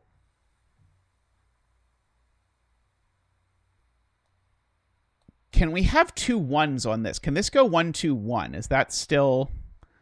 I mean, probably it does go 1 2 1, I'm guessing. The 9th digit would be the 4th 1, and the 10th digit would be the 2nd 2. We need a 2nd 1 in this 2x2. Right. Okay, so there's 2 1s in this 2x2. That's true, because I can only put 1 1 here. And so I need 2 more 1s, and so there's 2 1s over here. But only one of those 1s can go here. I haven't quite got there yet.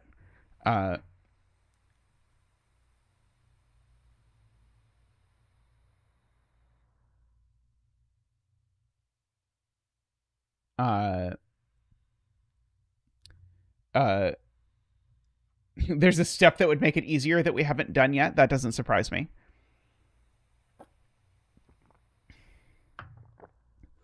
The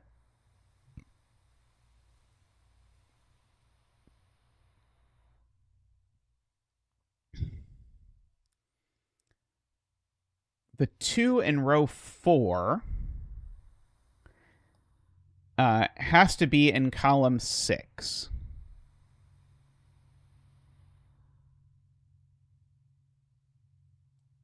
I really think the 3-1-1 arrow has to happen. I'm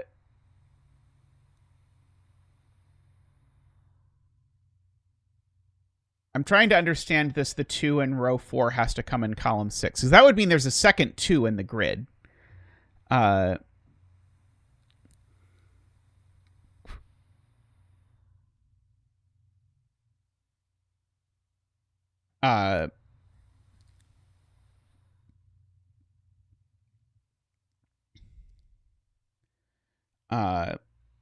so I agree we've got 2 1s here. And so we've got 1-1 here. I guess the point is we've also got to have 1-1 here. So we've got to have 2 1s in here. Only one of them can be here. One of them can be there. So either those are 1-1 or these are 1-1. And so there's definitely a 1 here, which is, I guess the point is that these aren't 1. Is perhaps the point. I know those aren't 1.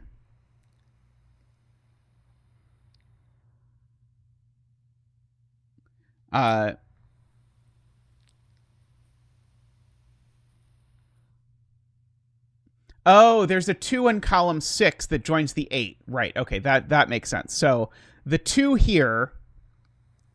Sorry, I did not under. I think Martin said column 6 and I read row 6 anyway, or row 4 or something. But anyway, column 6 needs to have a 2 at least, and if there's a 2 up here, that's great, but it needs to have another 2 because there's still another, because that means there's 2 2s in the grid. So these are actually a 2-8 pair, is Martin's point.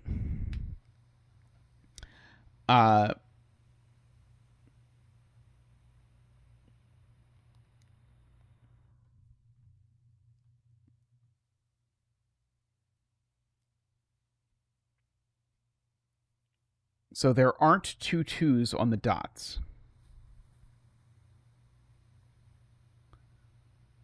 That rules out 2-1-2 on the dots, doesn't it? It does. It does rule out 2-1-2 on the dots. Right. 2-1-2 on the dots means there's actually 2 2s at least to place in this column. So I'd have to place one of them here, but as soon as I place one of them there, there's 3 2s. So that can't be 1. That's got to be 2, which means that's 1. And this is 1 or 3. Very nice. Let's see. So, and one of these 2 is a 1, I know. So I can corner mark, I suppose, that one of these 2 is a 1. Not 3 by the column. Right. If this was a 3... I would need to put a 3 here exactly. And I need to convince myself that that's not possible.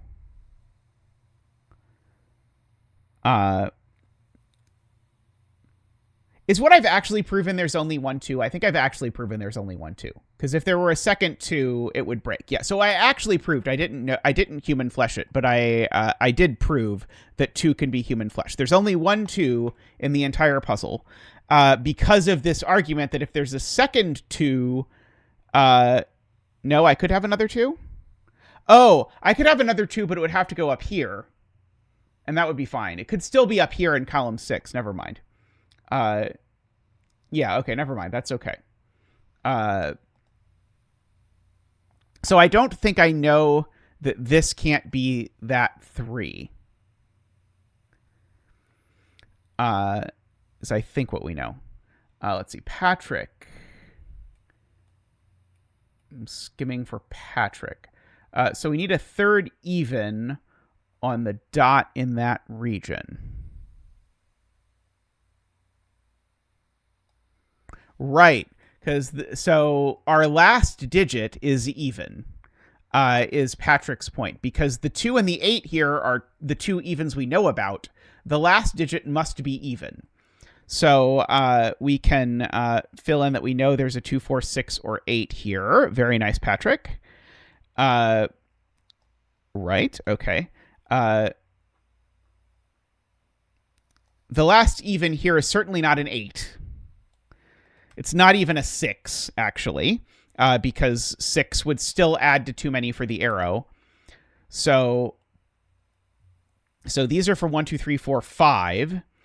And so this could be 3 or 5 or 7. It can't be 9 anymore, for what it is worth. Okay, and there's only... Very good. Sorry, it can be 9. Sorry, 4 plus 5 is 9, people are telling me. That's true. 4 plus 5 is 9. But that's all of my evens, because there's only 3 evens in the entire grid, in the entire multiset, and they are there.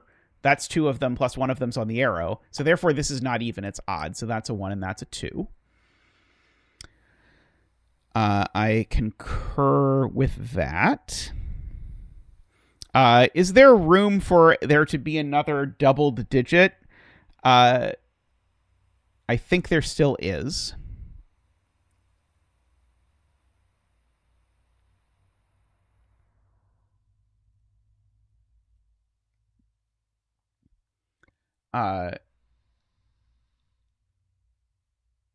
Right. And so Patrick points out now this cell I know is odd. And so this digit I know is odd. Sorry, no, this digit I know is even. So this is 2, 4, 6, or 8. Actually, 2, 4, or 8. 6 is not in the puzzle anymore.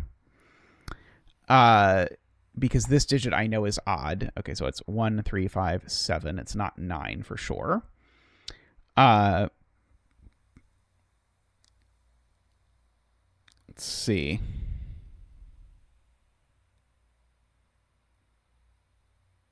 I'm being told it's not 5. Oh, right, because I said this isn't 6, so this can't be 5. Okay. Sorry, that was less complicated than I thought it was going to be. Yes, okay, this isn't 6 either, for that matter.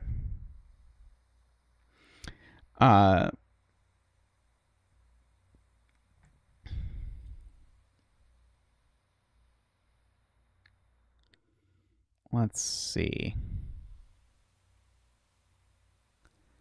Math are hard indeed. Okay,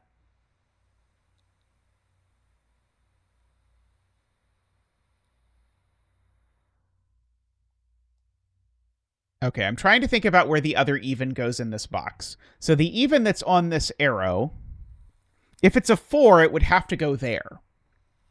If it's a 2, does it still have to go there? I don't think so. Oh, no, it does. It does, because the even that's here has to go in this column, and it can only go there. So the thing that's on this arrow is the even from, or the thing that's in these two cells is the even from this arrow. So these are from 1 to 4. Just to note that. So this cell goes in one of these two cells, I guess.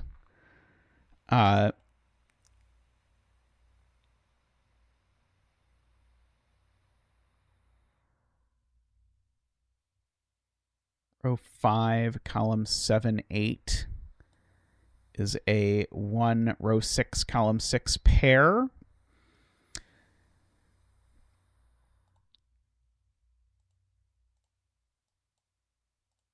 So yeah, this digit goes in one of these two cells.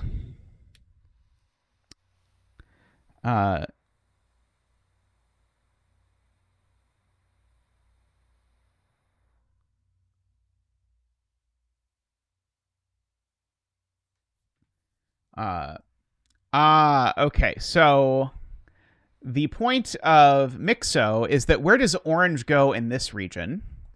Well, orange doesn't go in any of these cells. So orange, in fact, goes on an arrow in this box. So therefore, orange is not 9, is Mixo's point. So this is not 9. Oops. So therefore, those aren't 5. That is very helpful, I think.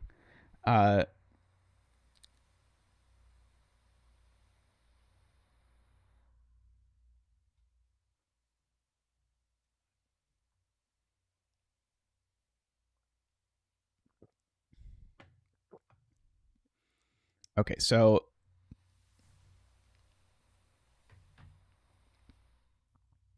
if this is double 1, Ron is claiming this can't be 1, 2 anymore, but I'm not quite sure.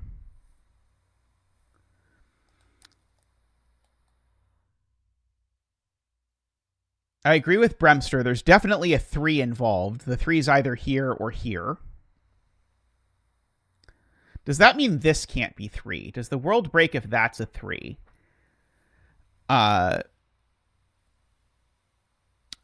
the road, that one. Okay, you're right. If this is double 1, then this has to be probably 7, 8 or 3, 4 or something like that.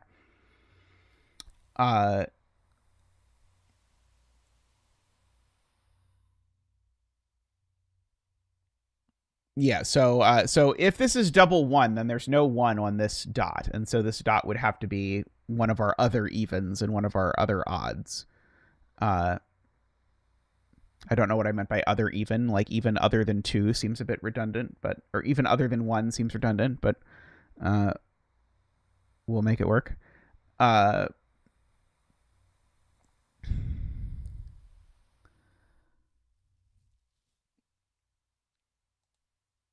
I do know one of these is a 1 if I'm trying to form the world's most complicated Zach wing, because that 1 goes in one of them.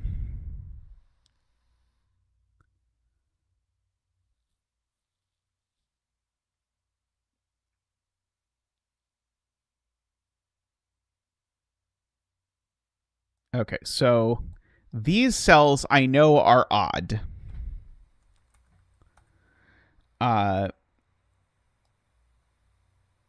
Just because I know there's only 3 evens in the grid and they go here.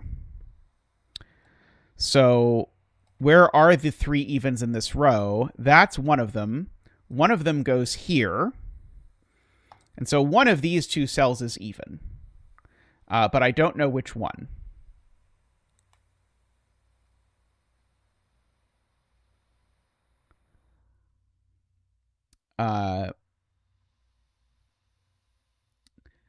Okay. But Patrick has a good point, which is that where does 8 go in this row? And the answer is one of these places.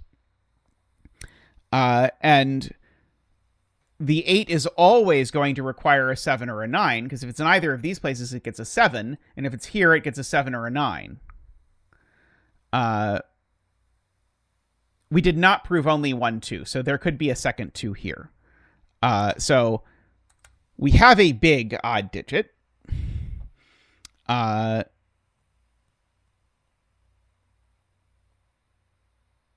It's being claimed it cannot be 9. If it was 9, could I have a 5 and a 4?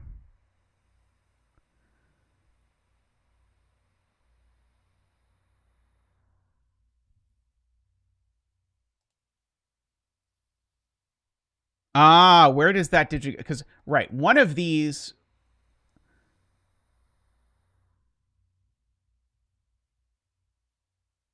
No, that doesn't work because of the fact that the arrows are here. If the 8 were here, that 7 or 9... but I think it can't be 9 because of Martin's point. Or sorry, because of Mixo's point. So I think Mixo's point could be modified to prove it's a 7.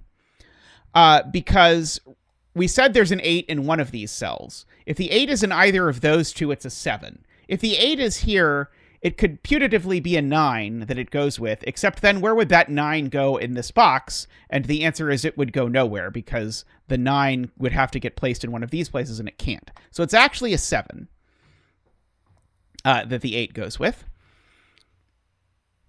That doesn't actually prove there isn't a 9. It just proves that there is a 7 in the puzzle. And that 7 in the puzzle is in one of these cells. So one of these 4 cells is a 7.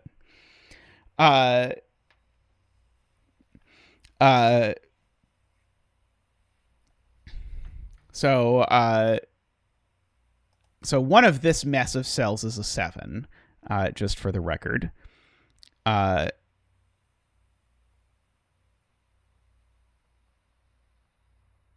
Okay, so one of these 2 is a 7, and so someone's point, sorry, chat is being very helpful, but now I'm losing track. DWeb's point is that one of these is a 7. So either this is a 3-4 arrow or this is a 3-4 arrow. And so whichever it is, the last even digit is a 4. And we can human flesh the 2 and the 4 and the 8 because those are all the even digits. And so in particular, that means this digit's not a 2 or a 1 on here. So there is a 4 here, which actually now tells me that this is 7, which now tells me that that is 7 somehow. Yep. So we can get rid of orange. And gray there can go away as well.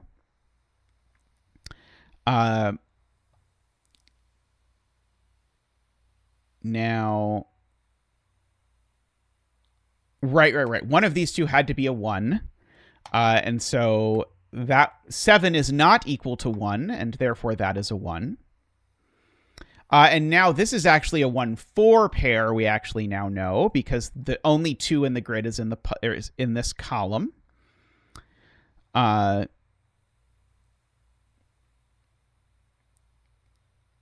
This box still needs some number of 1s. So it still needs 2 more 1s. Is there any way this isn't a 1? If this isn't a 1, these are both 1. What then happens with this dot? I guess it would have to be 3-4. Yeah, I guess it would have to be 3-4.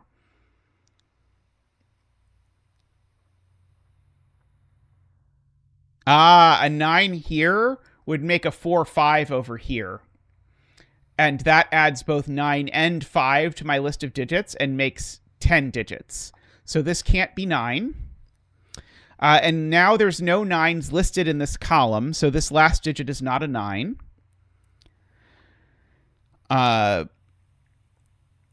So 9 is gone. Surprisingly, actually, if you had to bet what digit is definitely in this puzzle with a bunch of arrows, you would definitely guess, oh, probably there will be a 9, but there was no 9.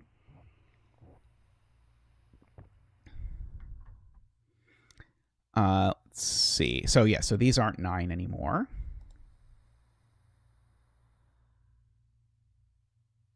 One can't go here anymore at all, because it would go with a 2, and we now know there's only 1 2. This is Patrick's point. So the odd digit here, well, the even digit is a 4 or an 8. And so this could go with a bunch of things, but it doesn't have a 1 on it. That's not a 1. That's not a 1. So in fact, actually, these are double 1. Because there's just nowhere else for the 1s in the row.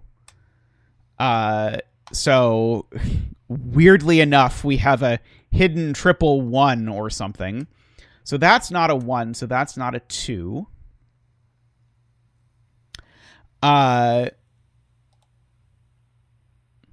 Chat is indicating to me that I did this in a weird way. Now there's no 5s in this grid anymore.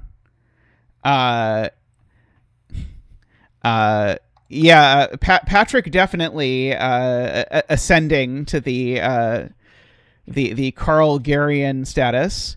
Selena, sorry, I should not try and list all the people in chat who are very good solvers. I will inevitably forget one. Several Martins. Let's see. 1 in column 8. The 7 corner mark is true if you interpret that all of those are sevens. Oh, Viking Prime, nice. Okay, I've heard that name. The 7 is not corner marked in row 6. It's corner marked in box. I don't know. Some people use box numbers, so I'm gonna guess those people would say that this is box 3? Question mark.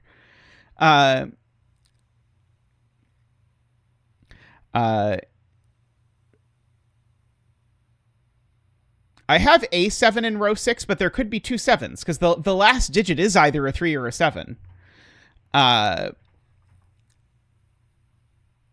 See, now there's an argument for this being box 3, because if I start reading at the top left, I see that box first, that box second, and then I read this, that would be box 3, and then this would be box 4 and 5. I don't know. Uh,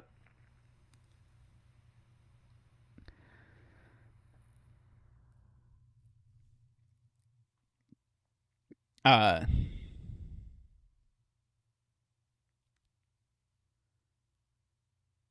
uh,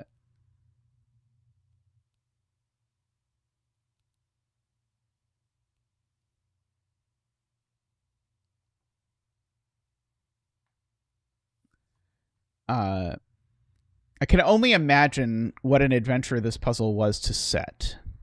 Row 2, column 6 is not a 5, right? We said there's no 5s in the puzzle, so this digit's definitely not a 5. And so while we're at it, that's not a 5 or a 9. And so this is either 1, 2, or 3, 4. Funnily enough.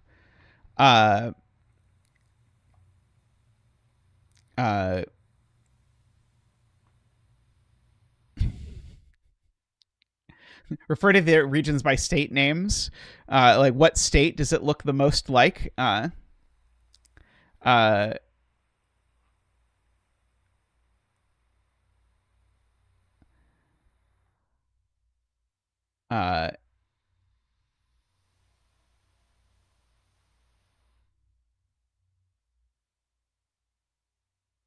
So the 3 or 7 is the odd digit here.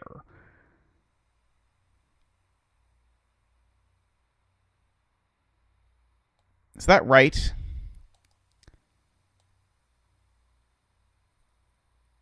Maybe not. I need an odd digit here, and it's not that 7, and it's not 2, 4, or 8, and it's not 1. So yeah, so the odd digit here is 3 or 7.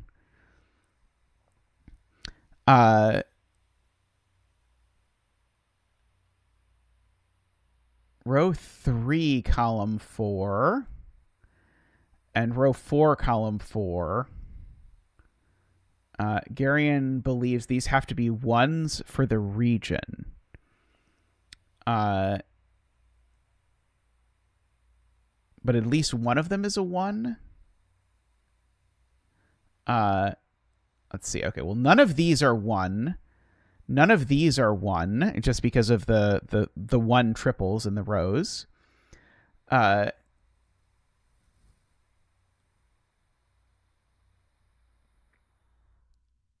I definitely thought they were 9 cells when I started Bremster until I counted them. Oh, I know this isn't a 1 either, because this cell can't be a 2. This can't be a 1 either, because that cell can't be a 2, because there's only 1, 2. Right. And so the 1s in the box, actually, Garion is right. The 1s in the box are on this arrow. There's just nowhere else for the 1s to go by Sudoku and not repeating 2 logic. So speaking of 2, that puts a 2 there. Now this isn't a 1 anymore, for what it's worth, so that's not a 2 anymore. Yeah, this arrow can't be 3111 anymore. Rescue 3111 or whatever. Let's see. Ruined. Let's see. Okay, so this is one of those digits, I suppose.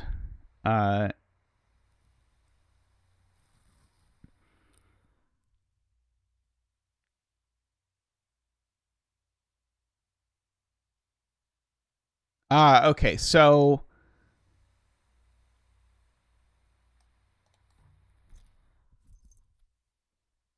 claim these bulbs can't be 4-8, right? These bulbs can't be 4-8. This is Jay Dyer's point.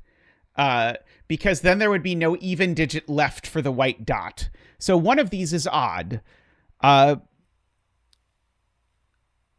neither of them can be 7, because that would require a 6, and we don't have a 6. And the only other odd digit it could be is 3. But that one can't be 3, because it would place a 2 there. So therefore, this one is 3, placing a 2 there. of all things. Unfortunately, I already ruled 2 out of that cell, but that 2 looks over and places an 8 and a 2 while we are at it.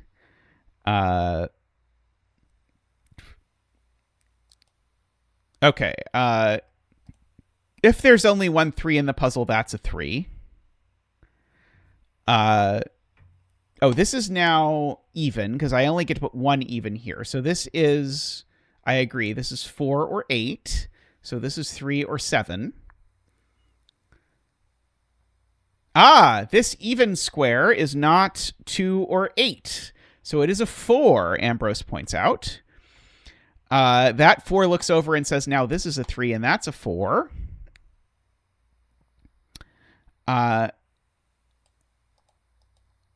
Left in this column, I have a 2 and a 3 or a 7.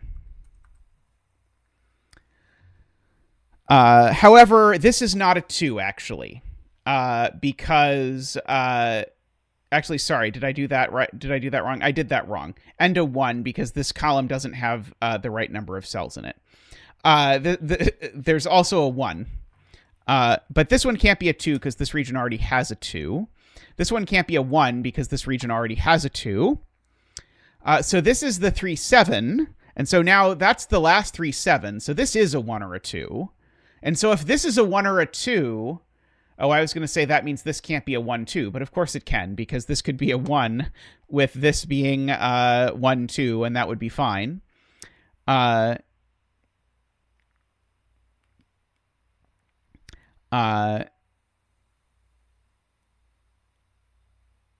Let's see.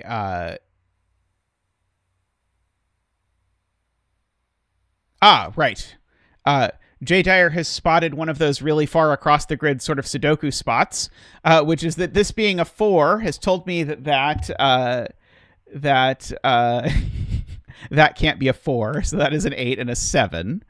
And so now there's not an 8 on this dot anymore. Now there's a 4 on the dot with a what? With a 3, and we finally know the last digit, because now there's 2 3s, and so now we have human fleshed all the digits in the puzzle. MicroStudy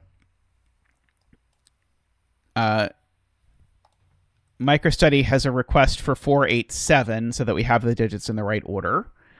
Okay, so we've got 3 1s. We've got a 2. We've got 1 3, but we're missing another 3, and we're missing an 8 in this box. And so that 3 8 was the hardest naked pair I have ever filled in my entire life. That 3 8 looks across and says that's a 4, which makes that a 3. There's a Zackwing on 3s now, which rules 3 off of this. No, that doesn't work. Sorry, that's not true. The Zackwing on 3s doesn't work because because there are 4 3s in these 2 columns potentially. If only. What about this row? Let's see. We've still got some 1s left over, but no 2s, no 3s, no 4s. There aren't 5s in the puzzle. We've used the 8, so 1s and 7s are the only things that can go in these remaining cells. We do now know, by the way, that these are 1 or 3 only. So I wrote a 0 in there, apparently, because 1 and 3 are the only repeated digits. This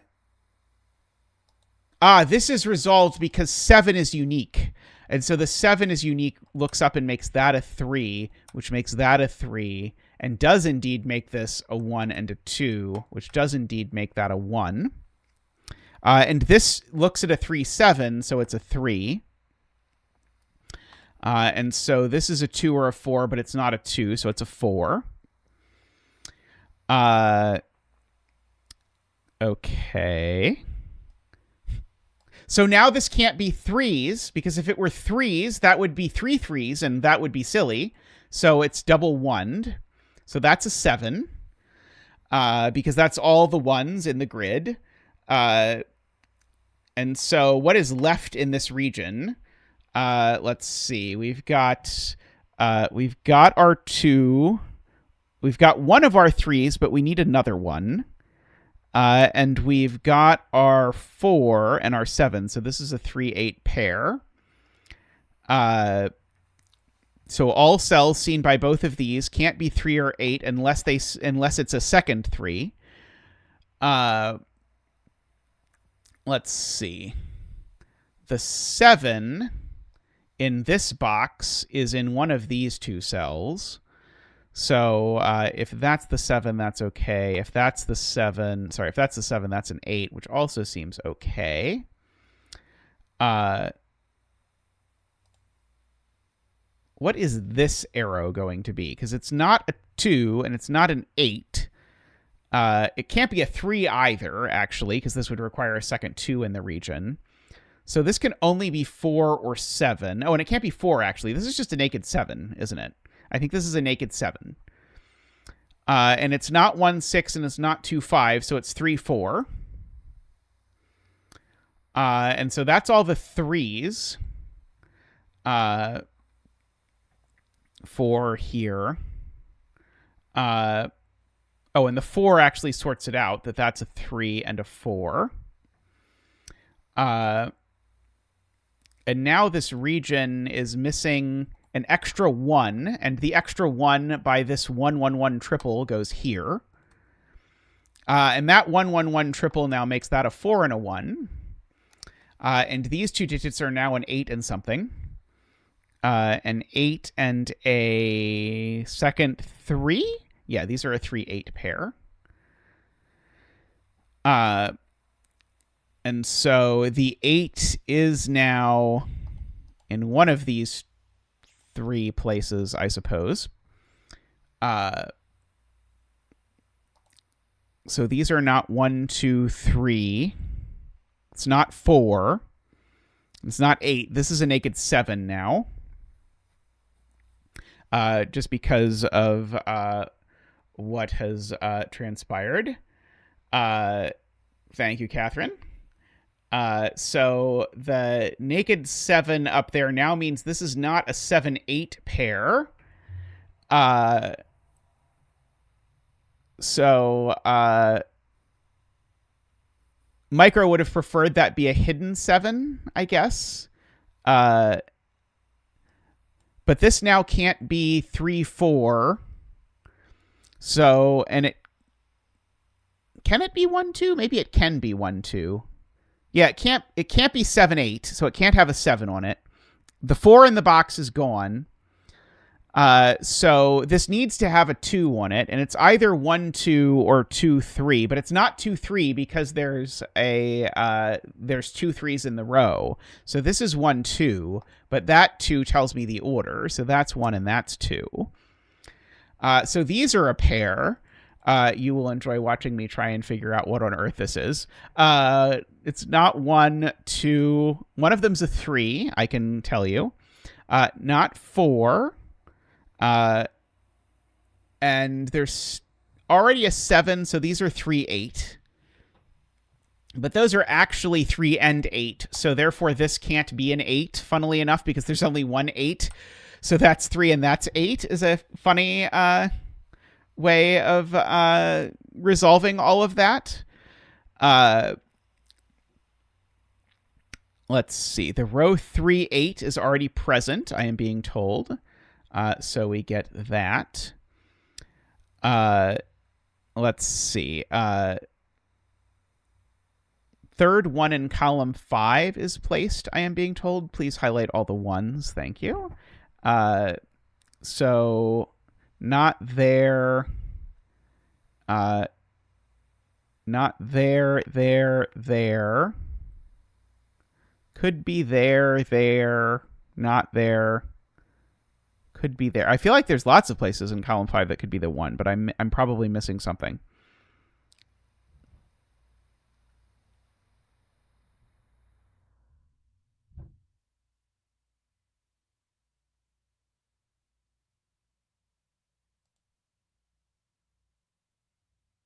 Oh, right. Sorry. People are just doing the right.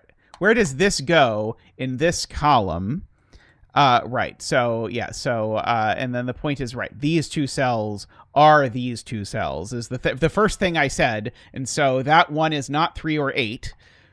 So this is 3 or 8, and that's a 1.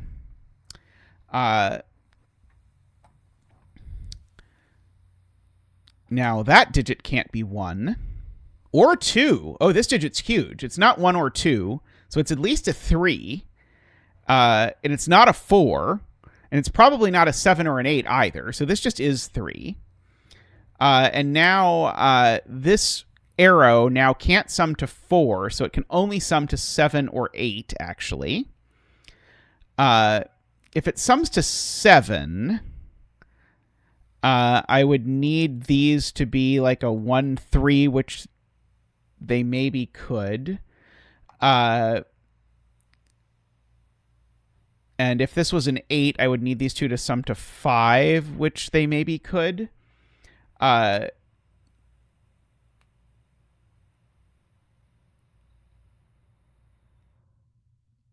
Weird 3, 4, 8 triple. Yeah, this is really sort of a 3-8 triple, because the second 3 joins the first 8, making that a 4 and that a 3.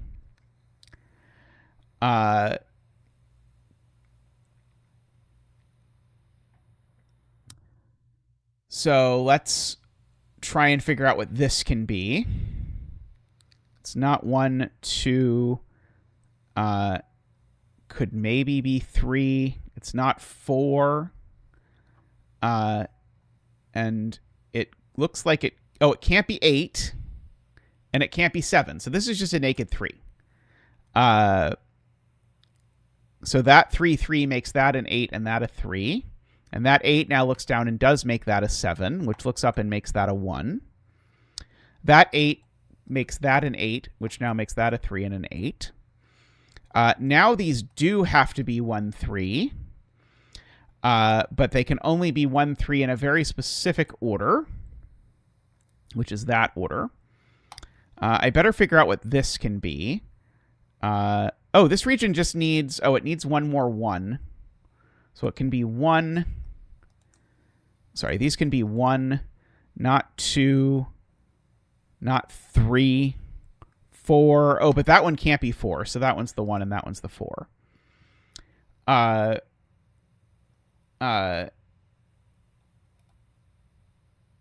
Okay. Now what about this column? This column could yet have a 1, or a 2, or a 3, no 4, no 7, and no 8. And these actually can't be 3 because of the fact that this region already has 2 3s. This one can't be 2 because of that 2. So that's a 1. Now my region has 3 1s, so that's a 2. And now we get 3 1s, a 2, 2 3s, and our bet tree... I was going to say the wrong thing. We've got a 4. We've got an 8, so our bet tree is the 7. What a puzzle. Wow, that was quite an accomplishment of puzzles. Well done, Wisteria. That will be memorable. This is MicroStudy's Puzzle of the Year. I have to actually turn my Puzzle of the Year message into something. Oh, do I need to, like, get rid of this again? Be unreasonable. That's what makes you alive. I had failed to note that people had started putting messages in here. I have not figured out how to put messages in there. That is one of the wildest break-ins I have ever seen. That is for sure. The fact that you used a white dot to make these to eat a degree of freedom and an even square to eat a degree of freedom, so that you had like umpteen squares summing to 8 was amazing. Very well done. I loved that. Alrighty, I am going to take a quick break and come back, and I think we've got time to do another of these puzzles, so I'll be back with the next one in just a moment.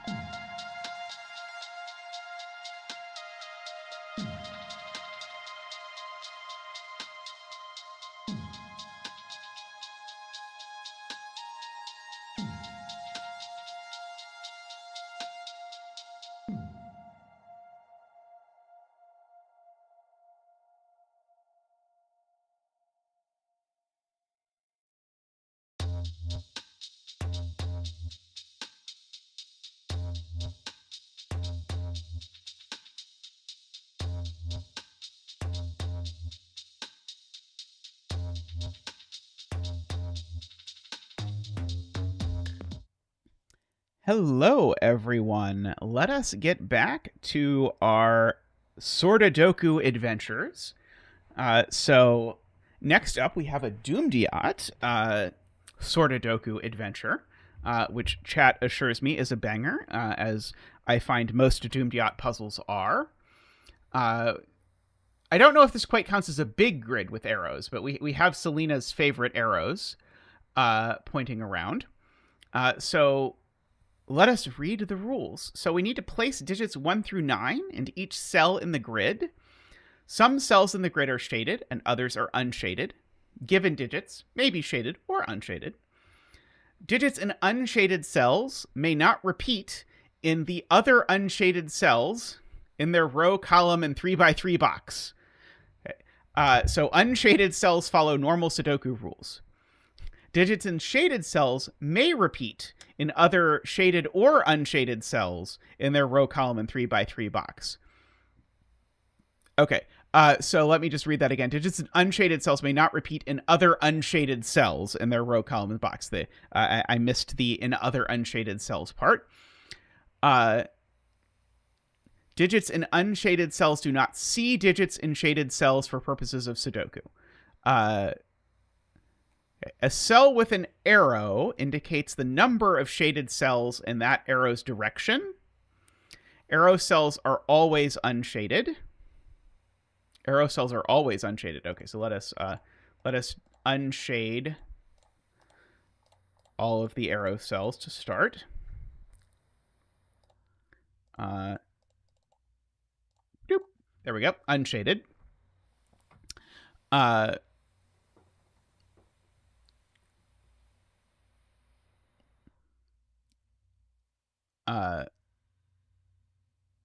Clues outside the grid are both sandwich sums and shade sums. Sandwich sums indicate the sum of the digits in unshaded cells between the unshaded 1 and 9 in that row. Any 1s and 9s in shaded cells would not be considered as sandwich crusts for this rule. Shade sums indicate the sum of the digits in shaded cells in that row or column. Valid shade sums for a 3 clue include 3, 1 plus 2, and 1 plus 1 plus 1. A row or column without any clue may or may not contain a valid sandwich. If a valid sandwich exists, the sum of the shaded cells may or may not be equal to the sandwich sum. All right, so this cell seems to count the number of shaded cells in its direction. Let me just double check. A digit in a cell with an arrow indicates the number of shaded cells in that arrow's direction. So that must be shaded, and this is a 1. And let us bring out the Zach for the digit dance. Ba-doop-a-doop, wah! Ba-doop-a-doop, wah! Ba-doop-a-doop, wah! Ba-doop-a-doop, wah!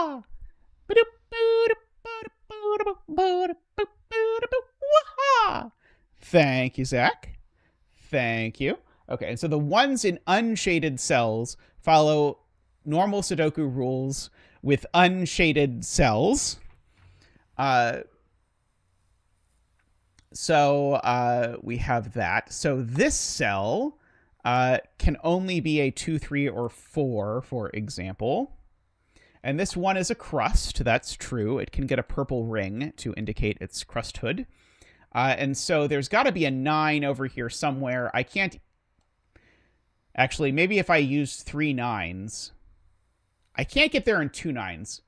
But I could put a 9 here and do something like 9, 9, 4. So there is a 9 in a gray cell over here somewhere, but that's a whole bunch of options. I don't think I can pencil mark that yet.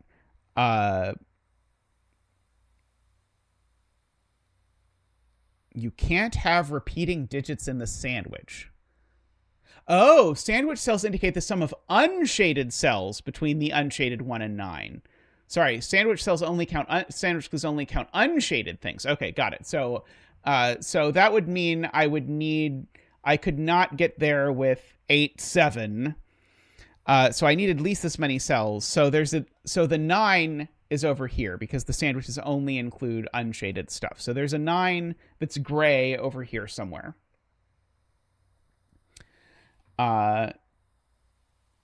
Let's see.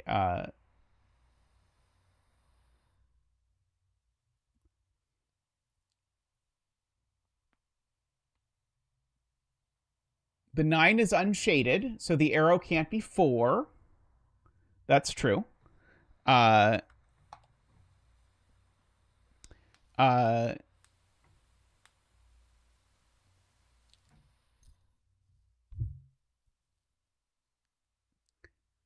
yes, some people are saying this looks like it's shaded. For me, that's the shaded one, but it gets a little oppressive. And it makes it hard to use pen tool stuff if you do the traditional oppressive gray and green as your pair. So I tend not to do that these days. I tend to use this as my unshaded, but yeah, I can acknowledge the weirdness of this. There have to be at least 3 yellow cells in this row for what it's worth. Because I need my yellow cells to sum to 22. Oh, this cell. This cell can't be larger than 3 because the shaded cells in this row sum to 3. So this can only be 1, 2, or 3.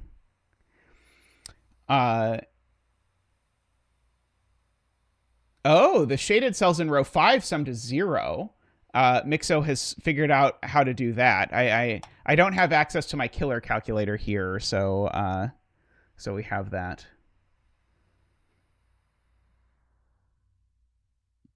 Oh, are the rules just slightly too wide? Let's see if I can. There we go.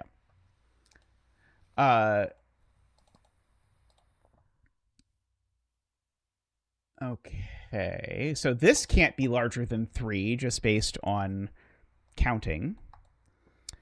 Oh, if only this arrow were here and pointed that way, that would be so much better. Let's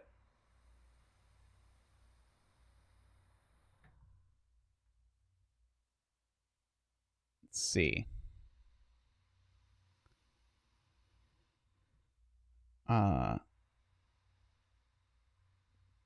Oh, in this column, the shaded cells only sum to 2, but I don't think I can do anything with that. There's 1 or 2 of them, I guess.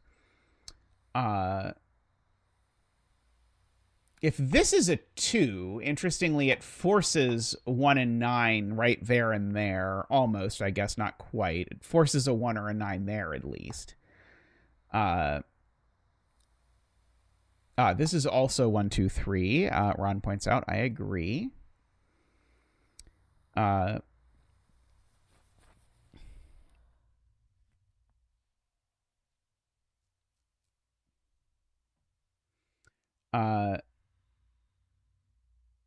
Three on the arrow in box 3 would be a problem, I am being told. I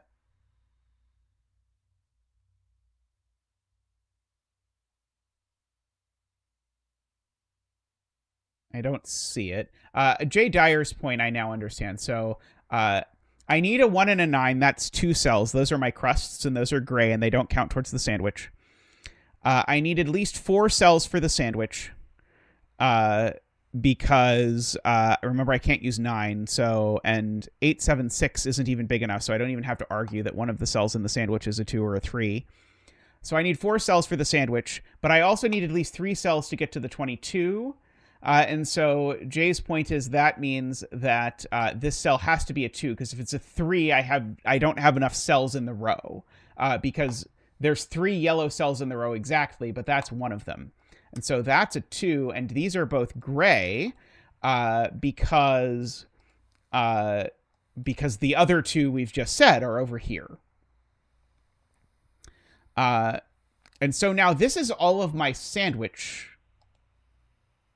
No, this is not all of my sandwich, sorry, because that's a crust. So, sorry. I've got one more sandwich cell in here somewhere. Let's see. Jay says the only way to do this is 5, 7, 8.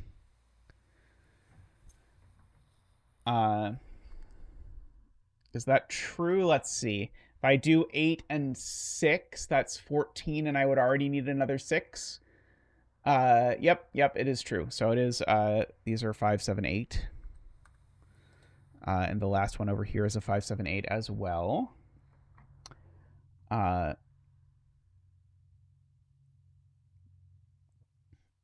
agree with that.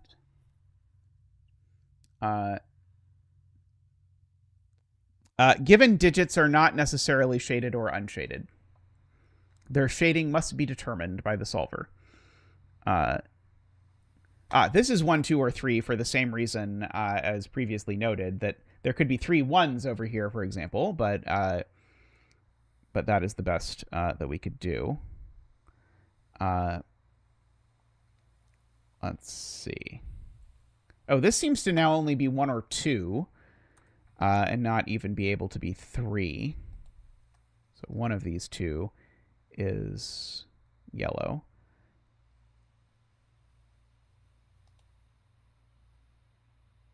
Right. Okay, so the row 1 clue tells me this can't be yellow, because if it were yellow, it would be part of the sum to 3. So this is definitely gray.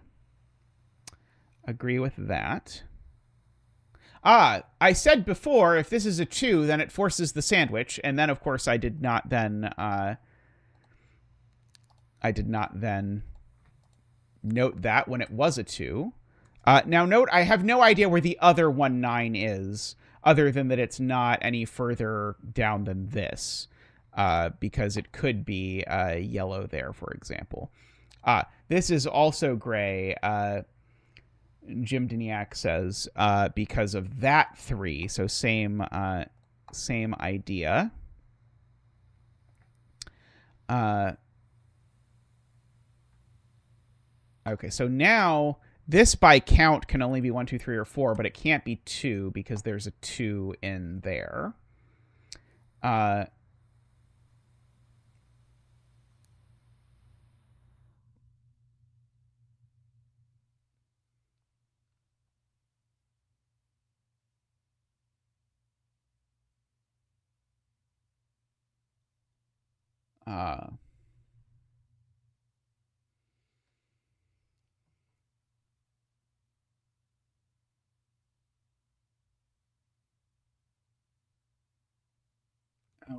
Okay.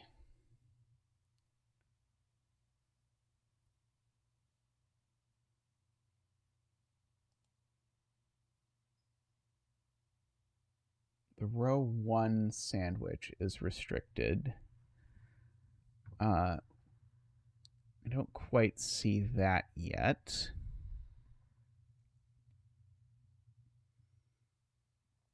I'm also not quite sure what to do with the 9 in this column that Wisteria is pointing out. I agree that it's restricted, but I can't actually find anything that I can say about it.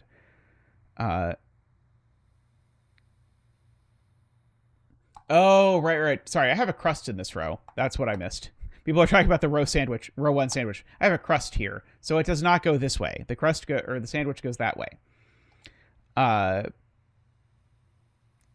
Don't know what to do with it, but it does go that way.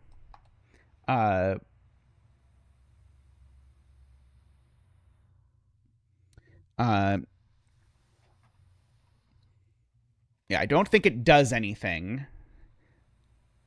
But it is true that it goes that way.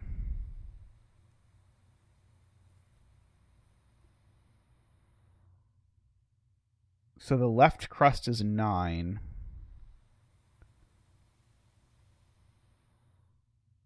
Oh, right. Because there's a 1 in this box. Right. So yeah. So this going right means the crust it finds is over here, which means it's not a 1, it's a 9. So there's a 9 up here, and so this is a 1. That's the point that people are making. So this is not a 1 anymore.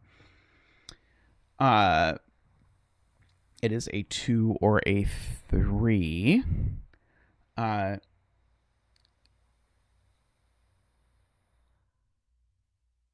Sensible.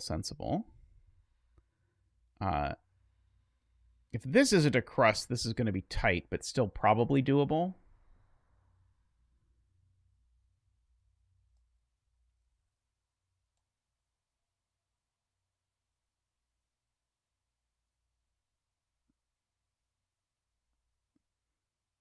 Wait, the sandwich clue... Oh, right, sorry. The sandwich clue is definitely 139.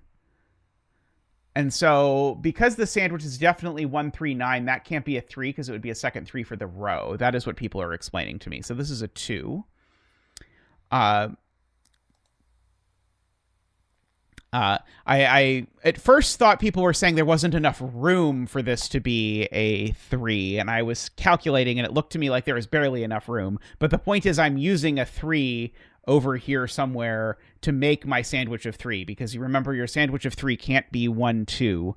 That will not work.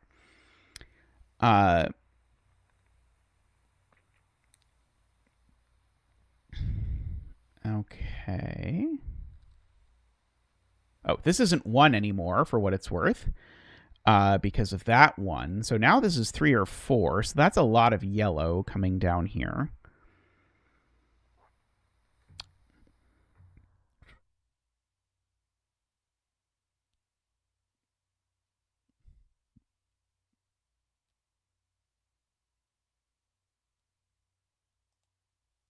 Ah, right. This can't be a crust, Ron points out, because of the fact that that would make a 0-cell sandwich. Oops. I can't have a 0-cell sandwich. Very correct. Uh,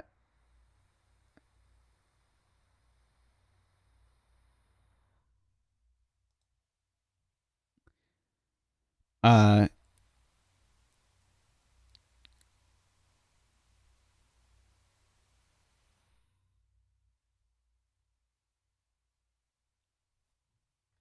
it is true what Josh says. This is always a 1, 2, or 3.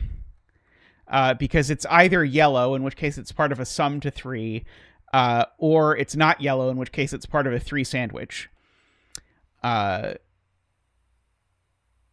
Which is very true. Ah, so this is always a crust, because this can't be a crust anymore. And so if this wasn't a crust, I would have to make my sandwich 1 cell long, but I can't do a 1 cell cell to whatchamacallit. I can't do a 1 cell sandwich sum to 9. So I have this, and then I've got another crust, and the other crust is down in one of these 2 cells. And so that means this is at most 2, right? Because if I make this a sandwich, it's going to be at least 2 crusts and 2 digits. That leaves only 2 cells at most for this to be. Oh, row 5, column 4 could have been crust. You're right, sorry. Garian's completely right. This could be crust. I don't know why I thought it couldn't. Probably because I'm used to also using this coloring to indicate things that can't be crust, but of course it could be. This could be a 9 or a 1 or whatever. Garian is right.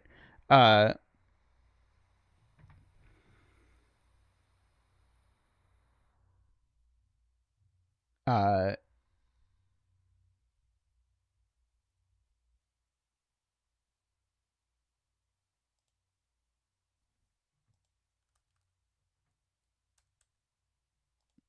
just going to note this isn't 2 or 5.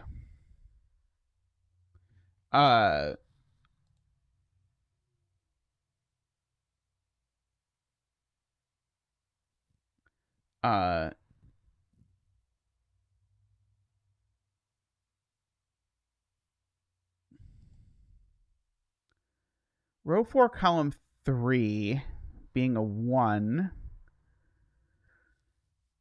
would both leave only 2 possible shaded cells in the column. Is there a reason why I couldn't shade both of those up there?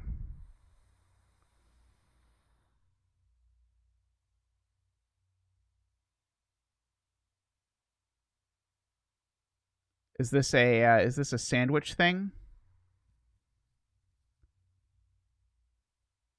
I know the yellow cells sum to 21, but that's still 3 cells. I can sum to 21 in 3 yellow cells. That's the part I'm not understanding. Is if this is a 1, I can put 1 down there and 2 up there, and I don't understand why that breaks. Uh,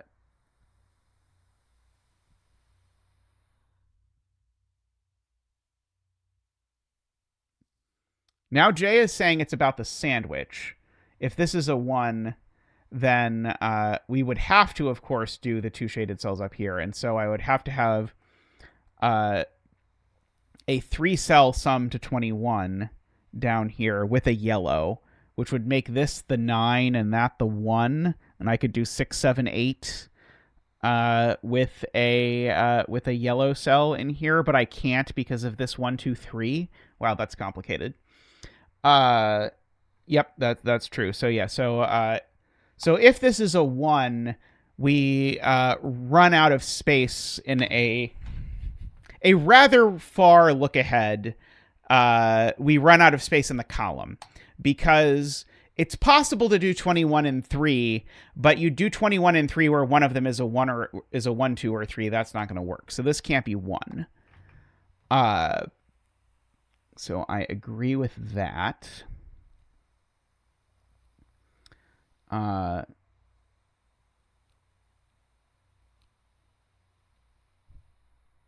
Let's see.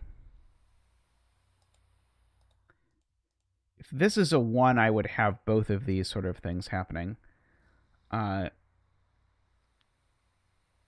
now the point is we need a crust in box 1, because now if I don't have a crust here, I have to make my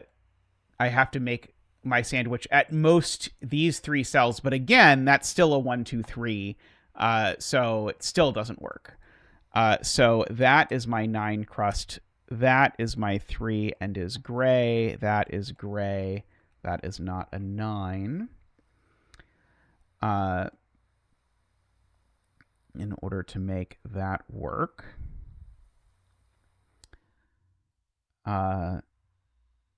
still need 2 yellow cells over here for what it's worth.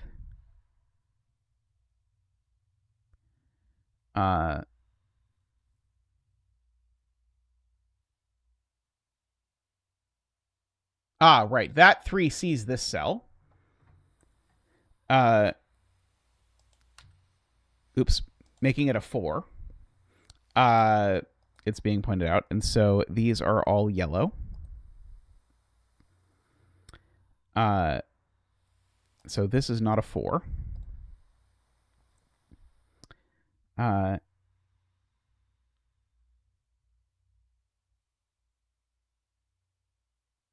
Let's see. Do I know anything about any of these sums that are interesting? This one I do.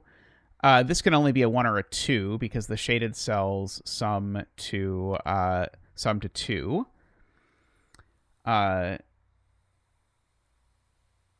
Box 1 doesn't need to have a 2 in this puzzle, Mekti, unfortunately. Unless there is a reason why 2 would have to be in the puzzle, or would have to be in box 1.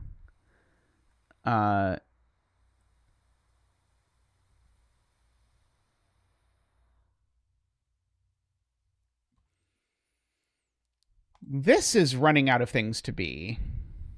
Because, I mean, it's at most 4, just by counting, but it's not 3 or 4. So this is only a 1 or a 2, possibly. Jim Diniak says same thing about this being a 1 or a 2.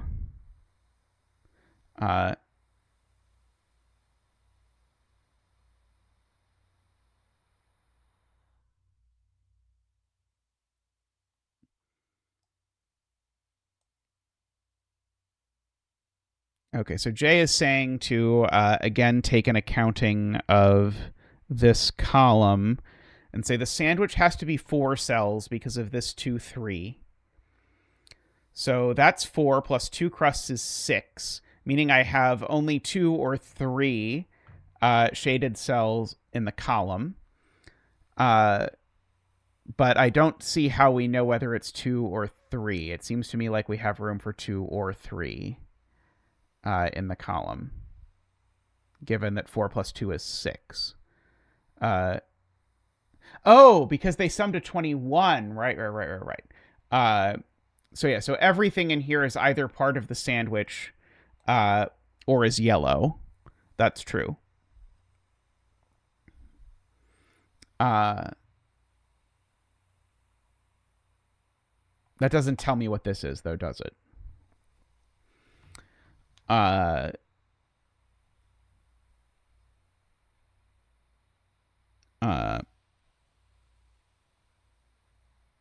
This can't be part of the sandwich, can it? Because then 2 of my digits in my sandwich would be way too bad. They'd be way too low, because then I would have a maximum sum of 8 plus 7 plus 2 plus 3, which is 20. Not enough. So this is never part of the sandwich. So therefore, this has to be the crust. Is the point? I see that Jay was explaining that math. So yeah, so I think this is saying that. And so now that is a 1 and an arrow pointing at a shaded cell. So all of these are unshaded. And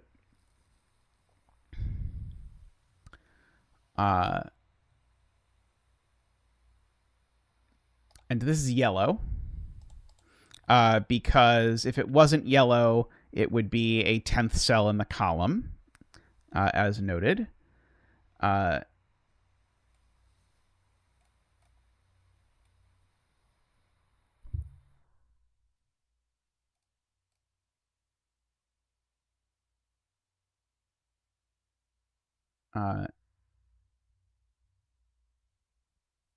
3 sandwich in row 8. Yes, the 3 sandwich in row 8 is forced because if I go this way, I have to go 1, 3, 9, but there's already a 3, so it has to go 1, 3, 9 this direction. 3, 9. Jay saw that as well as Martin. Thank you to both of you. So, oops.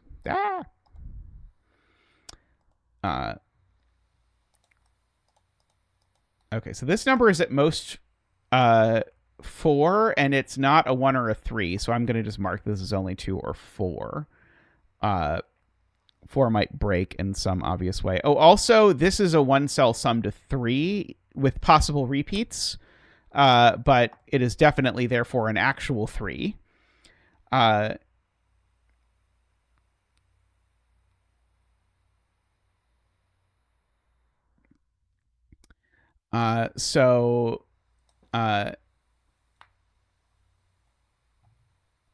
So several people in chat are working on this 9 sandwich, which I had somewhat hoped to avoid thinking about. But the point is, this column needs... If the column has 2 shaded cells, then I need in these cells to have 2 yellows, 2 crusts, and a 9. And 2 yellows plus 2 crusts plus a 9 is not a valid 9 sandwich. The 9 sandwich needs at least 2 cells. So this has to be a 1 in order to work, which means the yellow cell is a 9, funnily enough.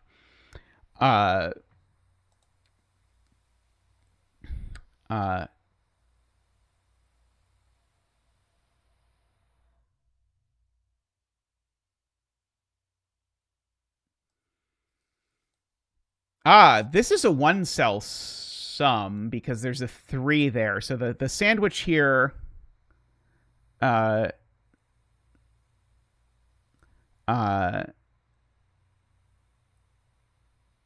D-Web says I did that the hard way. I'd believe that. It did feel very difficult, I will say.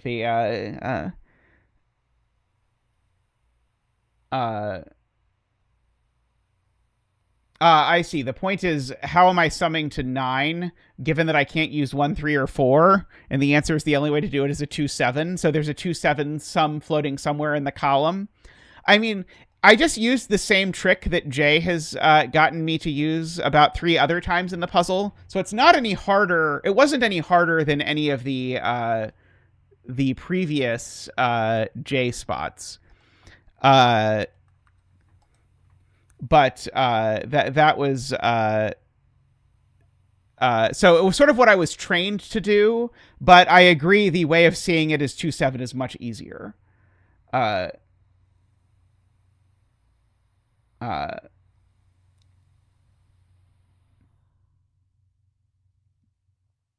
Doomed Yacht pointing out that if we'd done this in the other order, it would have been nicer, which I totally believe. Uh, and it does rule 7 out of this cell. I agree, because there's a 2-7 in the column somewhere. One of these cells is a gray 9. I might as well mark. It's a lot of yellow cells in this row, given that one of them is a 1 or a 2, and they sum to 20.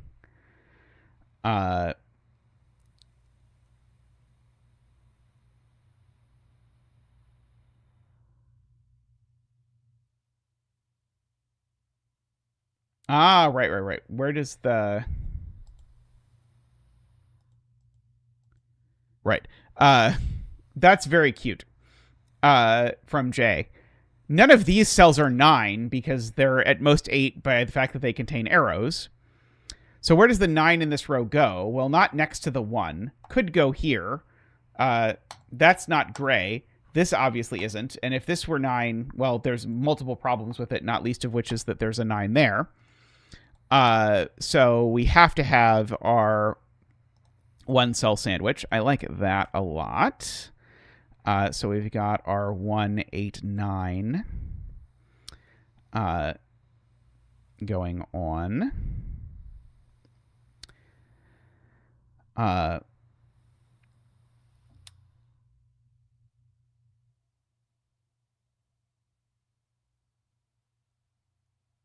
So this cell now has to be 3. Ron points out that is a massive snipe there.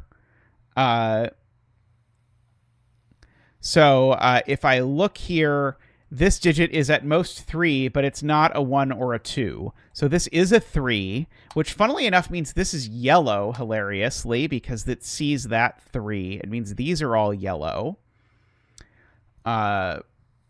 For what it's worth.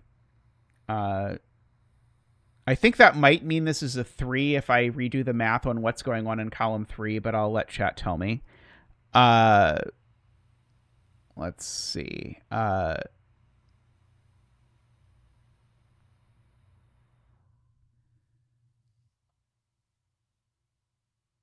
Okay, but these cells need to sum to 8. So these need to sum to 6, but remember they could be double 3. So they're certainly from 1, 2, 3, 4, 5, though. And in this column, okay, I have to go back to this. I have to go back to the logic about this column. So this column has a 4-cell sandwich with 2 crusts and 3 shaded cells that sum to 21. And so 3 shaded cells that sum to 21, they could be double 9. And then the other one would still need to be at least 3. So this is never a 1 or a 2. And this cell here is therefore never a 4 or a 5, at the very least. I'm prepared to say that much.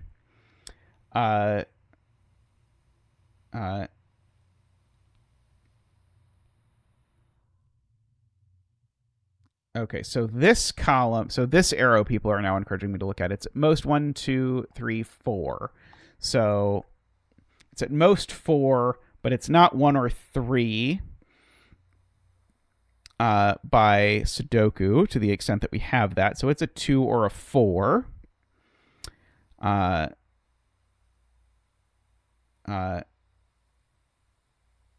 so I'm being told that if it's 4, we run out of sandwich room.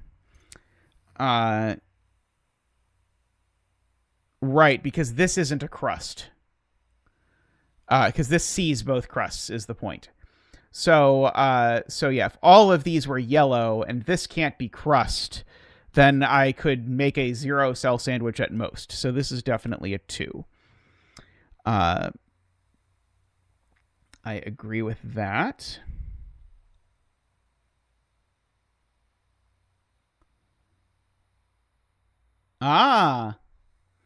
Yabervan has a good point, which is that we've noted the 9 crust in this column is in box 5. So where's the 9 crust in this column? It has to be exactly here.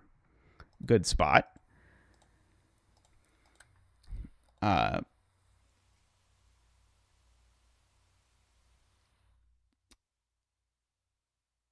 Let's see.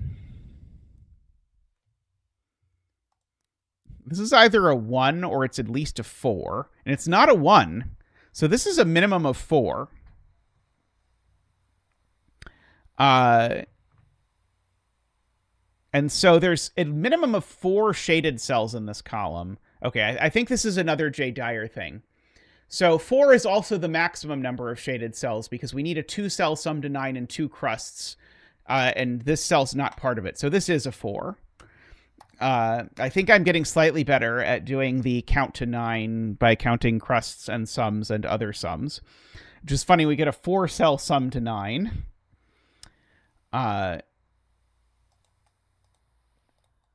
Michael pointing out, aka 99% sneaky, pointing out that now this cell can no longer be 4 because there's only 3 available cells, so that's 2.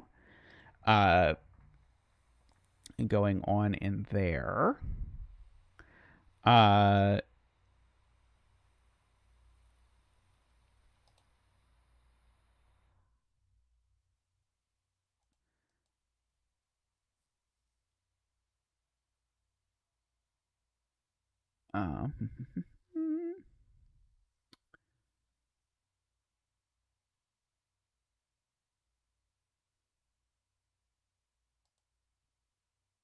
Good point. This cell is certainly less than that one. So this is 1, 2, or 3. 1 seems very plausible because it would work very nicely with a sandwich.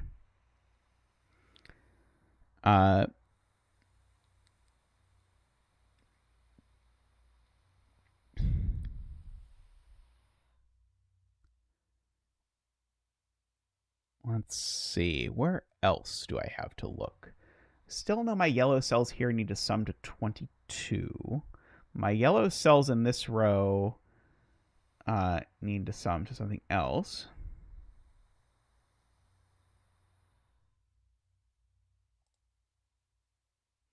Oh, there's a 0 sandwich in this row. And so J. Dyer points out if this is a 9, it's a crust, which would need to go with a crust on one of its sides, but neither of these cells can be crust. So that is never a 9.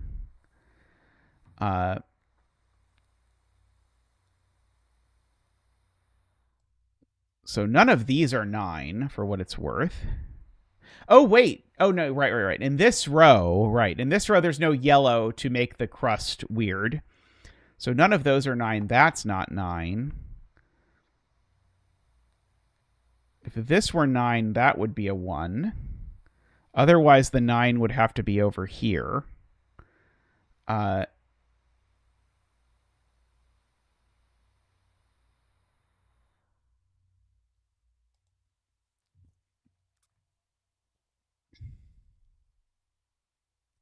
If this were the 9, this would be another 2, 7.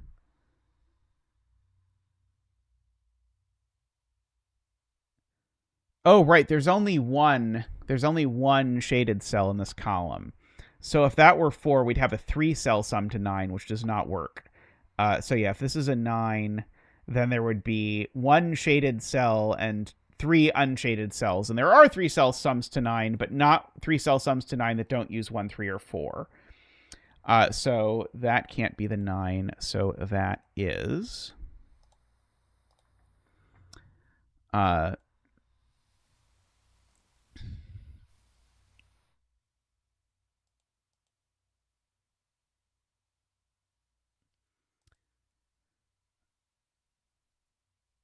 let's see. Let's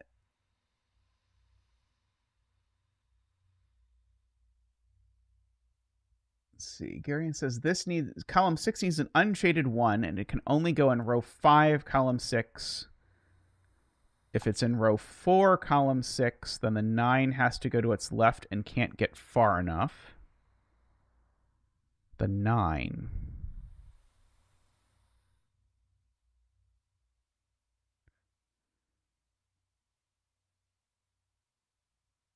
I don't know what you mean by the 9. Oh, you mean sorry, you mean that for the 20 sum, I think. So if this is the 1 now, I can't do a 2-cell 20 sandwich. So I'd have to go this way. But if I went this way, that can't be a 9. It can only get this way, and that's still a 2-cell sandwich, right? So if this is a 1, it's a 2-cell sandwich either way. So the 1 is in one of these 2 cells, and it can't be there because this would have to be an unshaded 13. So this is a 1, which actually means that this cell is normal. And I need all 3 cells in order to get to my 18 sum to be normal. So we have that.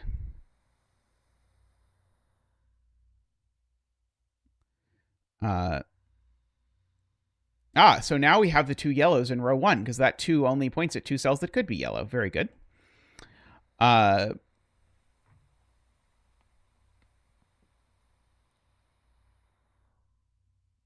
We do have a 0 sandwich clue, Lakia points out, which now means this has to be a 9.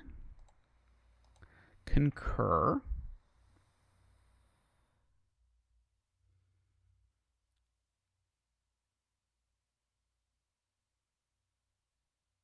And now the column 4 thing is forced, because now this needs to be our other 2-7. And so now this needs to be a yellow 9 to make the sum work. Hey, ABJ. Hope you're doing well.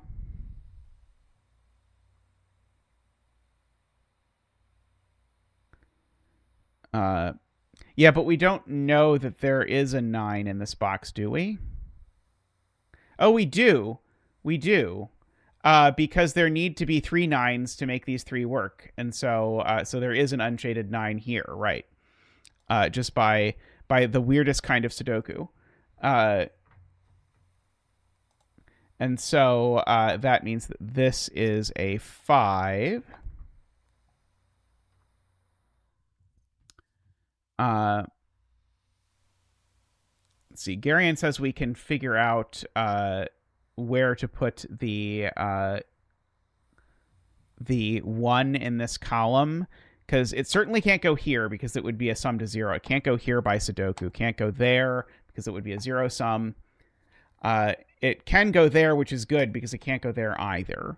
So the 1 is of necessity here, which makes this an 8 in order to make that work. Jay Dyer has spotted that that 2 looks over at that 7, making that all work out.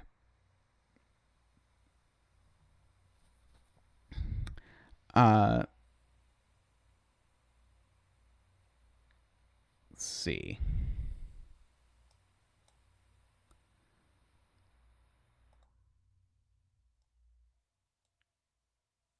Oh, let's see. Nicholas says these are resolvable because they need to sum to 13 without being 5, 8 or 4, 9. So these are 6, 7.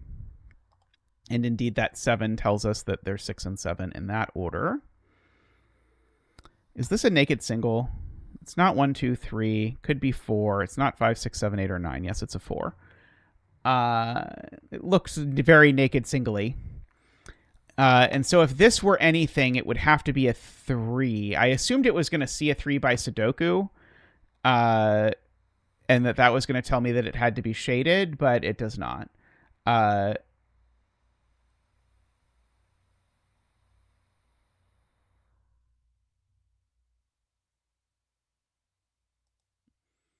Jay Dyer points out now the sandwich can't go that way, so now the sandwich has to go this way. And so we have to have a 1 over here, because otherwise our sum to 8 would include a 7, which is not going to work well.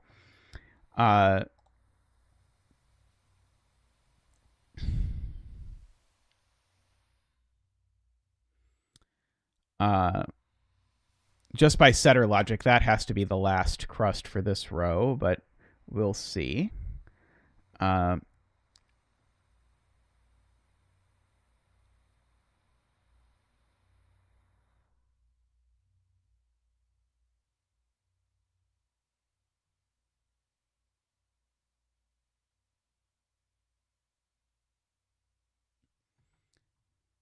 Oh, right. So the maximum sum of these, this is J40's point, the maximum sum of these is 11. So I still need 9 more, and I can't do 9 in one cell in a sandwich. So I actually, in order to make this possibly work, I need to make those gray and this the 1. So it is the crust. So that is not a 1. Sorry to everyone whose heart is being broken all over again about the bet tree not being not being whatever their digit they wanted it to be.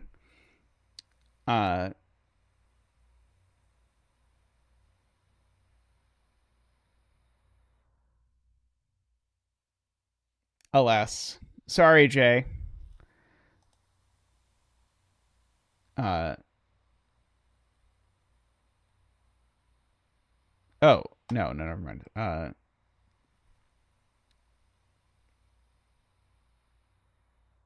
Oh, yeah. The Garian points out now there's only room for a yellow here, making this 992 summing to 20. There's just no other way to do it. So now that 2 sum tells us that these are both legitimate.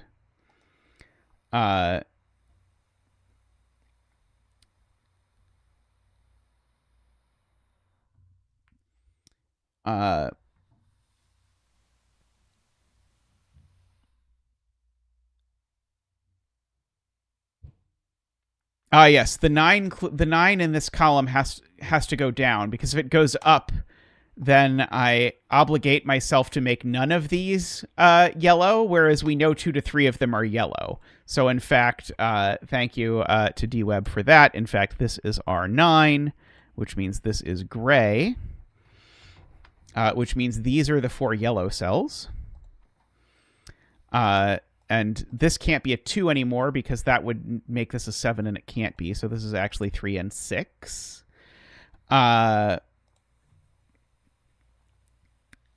So we've got all of that. This 9 is certainly not there anymore. I mean, it could still be 9, but it's not. I mean, it's definitely not 9, I suppose. Now that I think about it further, but there's still a 9 in one of those places. Oh, that 9 also looks up at there. So now this is the sandwich crust, Wisteria points out. Very nice. Let's see.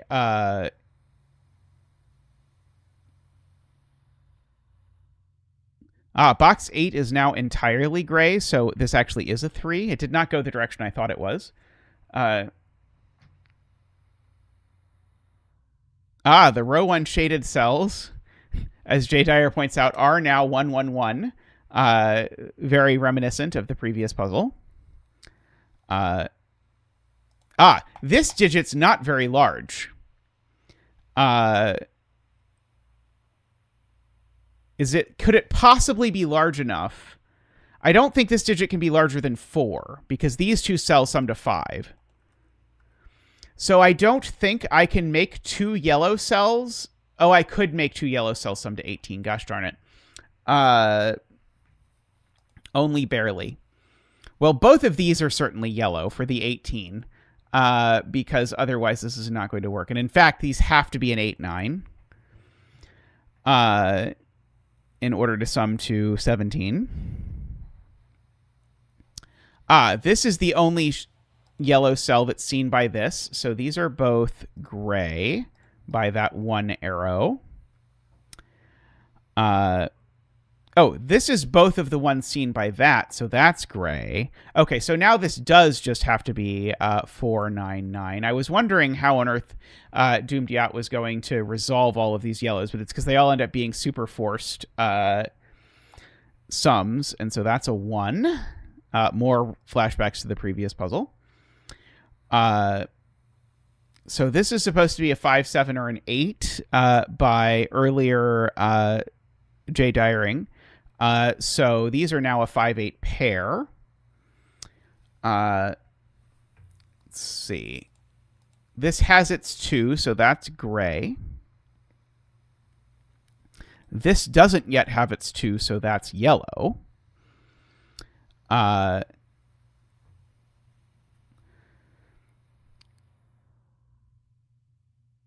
This number is less than 8, so there is another yellow cell in this row just by the column. I am being told this is a naked single because it's not 1, 2, 3, 4, 5, 7, 8, or 9, so this is a naked single 6.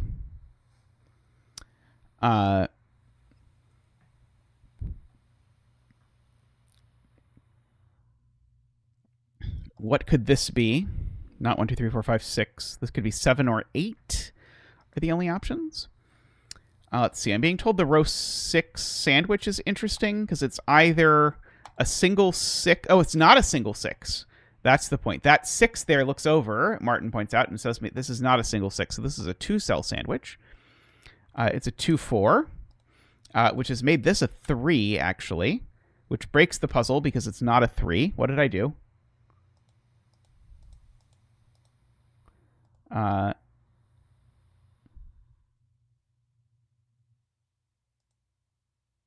Single 6 does not equal 8. Good point. Good point.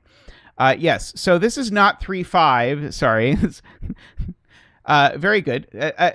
I don't know why I was so hung up on the 6. Who knows? This is a sum. Couldn't be a 2-cell sum to 8 because it's not 1, 7, 3, 5, or 2, 6 anymore because of that 6. So this is yellow. And that is an 8.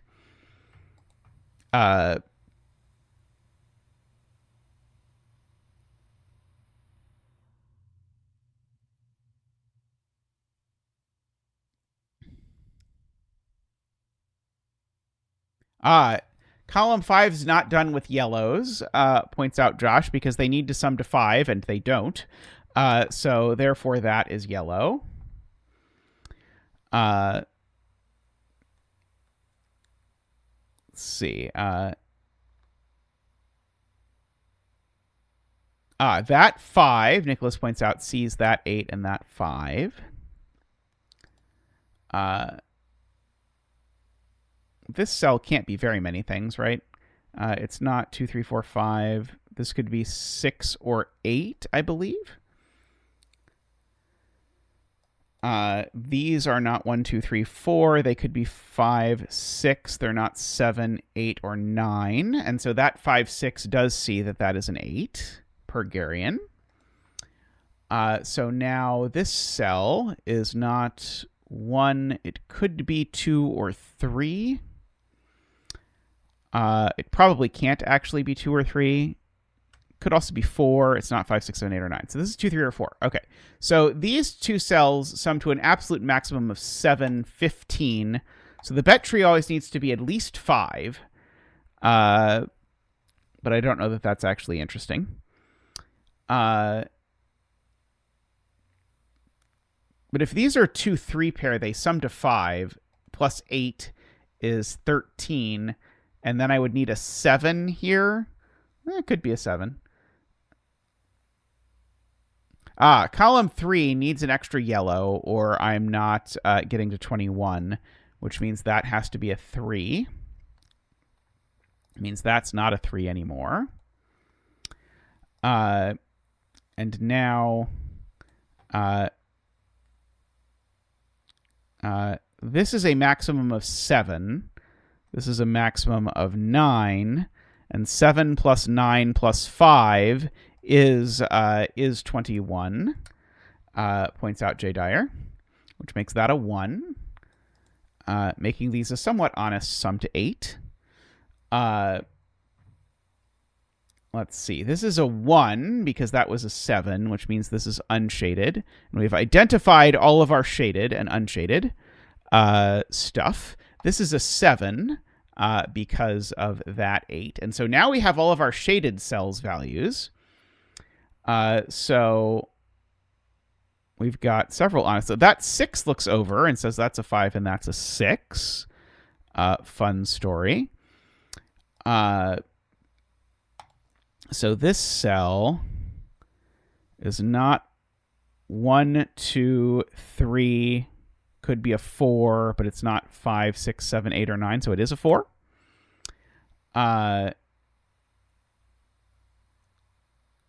Column 3 is resolvable by the sandwich, so these two sum to 11, so these two need to sum to 10. without being 3, 7, or 2, 8, or 1, 9. So they're 4, 6, and they have to go in that order.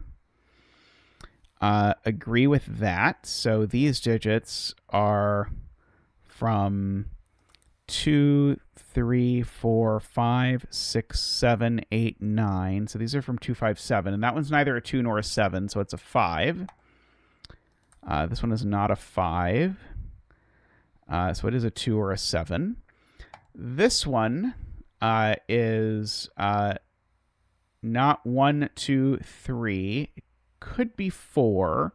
It's not 5. It could be 6. It's not 7, 8, or 9. So this is a 4 or a 6. And let's see. And this one is a 2 or a 7 as well, but it's actually a 7, and that's going to do a lot of damage. Oh, the box has a 6. Helpful, helpful, helpful. All right, so now these two sum to 11, so these two need to sum to 9, and they can't be 2, 7, so they are 4, 5. Wha-bam. Very neat idea for a puzzle. I imagine the tricky part with this is the that it must be very difficult to force the value of the yellow cells. Because the fact that the yellow cells have a value means that you have to force them, but they don't obey the laws of Sudoku. So even saying there's some isn't that forcing unless it's exactly like the minimum or maximum or whatever. But very cool idea. I like this sort of Philomeno-y counting arrows, counting how many non-Sudoku Sudoku cells there are. Yeah, I wonder if there's a way to take these counting arrows and maybe split off that part so that you don't have to deal with that particular torture. Yeah, I was thinking exactly what Jay Dyer was saying. I was thinking if both colors internally obeyed the laws of Sudoku, it might not be quite so bad. Oh, only 4 to 5 hours. That's not bad for 4 to 5 hours.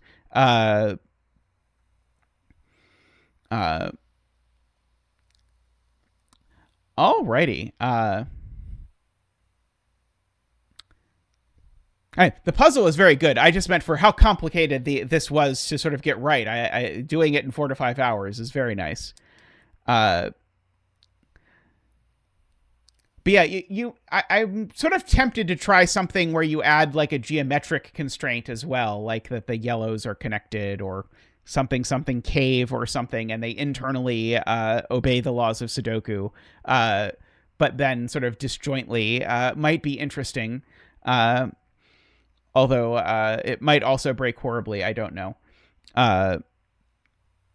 Anyway, great stream today. I loved all three of the puzzles that we have done. Tried Philomeno in yellow. Oh Lord, that does sound that sounds nutty. All right, yeah, all great puzzles today. There will be many more streams of the challenge, including Tuesday. I will be streaming at, I believe, the same time I streamed today. So if you enjoyed today's stream and you're free at the same time on Tuesday, you can stop by and I'm going to do some more of these challenge puzzles. There are many more to come, including a very, very last-minute submission of MicroStudy. So thank you to everyone who made these puzzles. I love doing these setting challenges. It's so cool seeing everything everyone comes up with. And yes, do please like the stream. Always greatly appreciated. I don't know if Tristan is going to do the Sortadoku. I suspect if Tristan does it, it will be a stream where we co-stream the Sortadoku puzzles, which is very possible given that this is finals week for me. So I will approximately shortly have a little bit more free brain cells to do that kind of thing. So thank you so much to everyone. Thank you to all of you who support the stream. Thank you, Plonk Time, for the very generous donation, as well as Wisteria. Thank you to all the people who continue supporting through being windmills, turbines, fans. There we go. That's the third one. Thank you so much. We thank you on all the goodbye screens and everything, but thank you very much. If you want to support the stream, you can do that. If you're new, by the way, I saw lots of people who are new today. If you're new, please do subscribe to the stream. It really does help out with the algorithms. So if you want to help with the algorithms, that is greatly appreciated. And if you want to support the stream financially, you can do that by clicking the join button down below. And you can get one of these lovely ever-upgrading windmills by your name, like you can see so many people in chat have, as well as the Zach emotes, guest starring Quackers, also featuring in the emotes. I think there will be a Santa Zach in there soon, I believe. So thank you, everyone, so much for watching. Thank you all for your support. And last but not least, thank you to all the Turbines, people who support at the top level, David, Nordy, Franco, Daniel, Danita, Nell, and Plonk Time. Thank you so much. I hope to see you all real soon. Thanks for watching. Bye for now.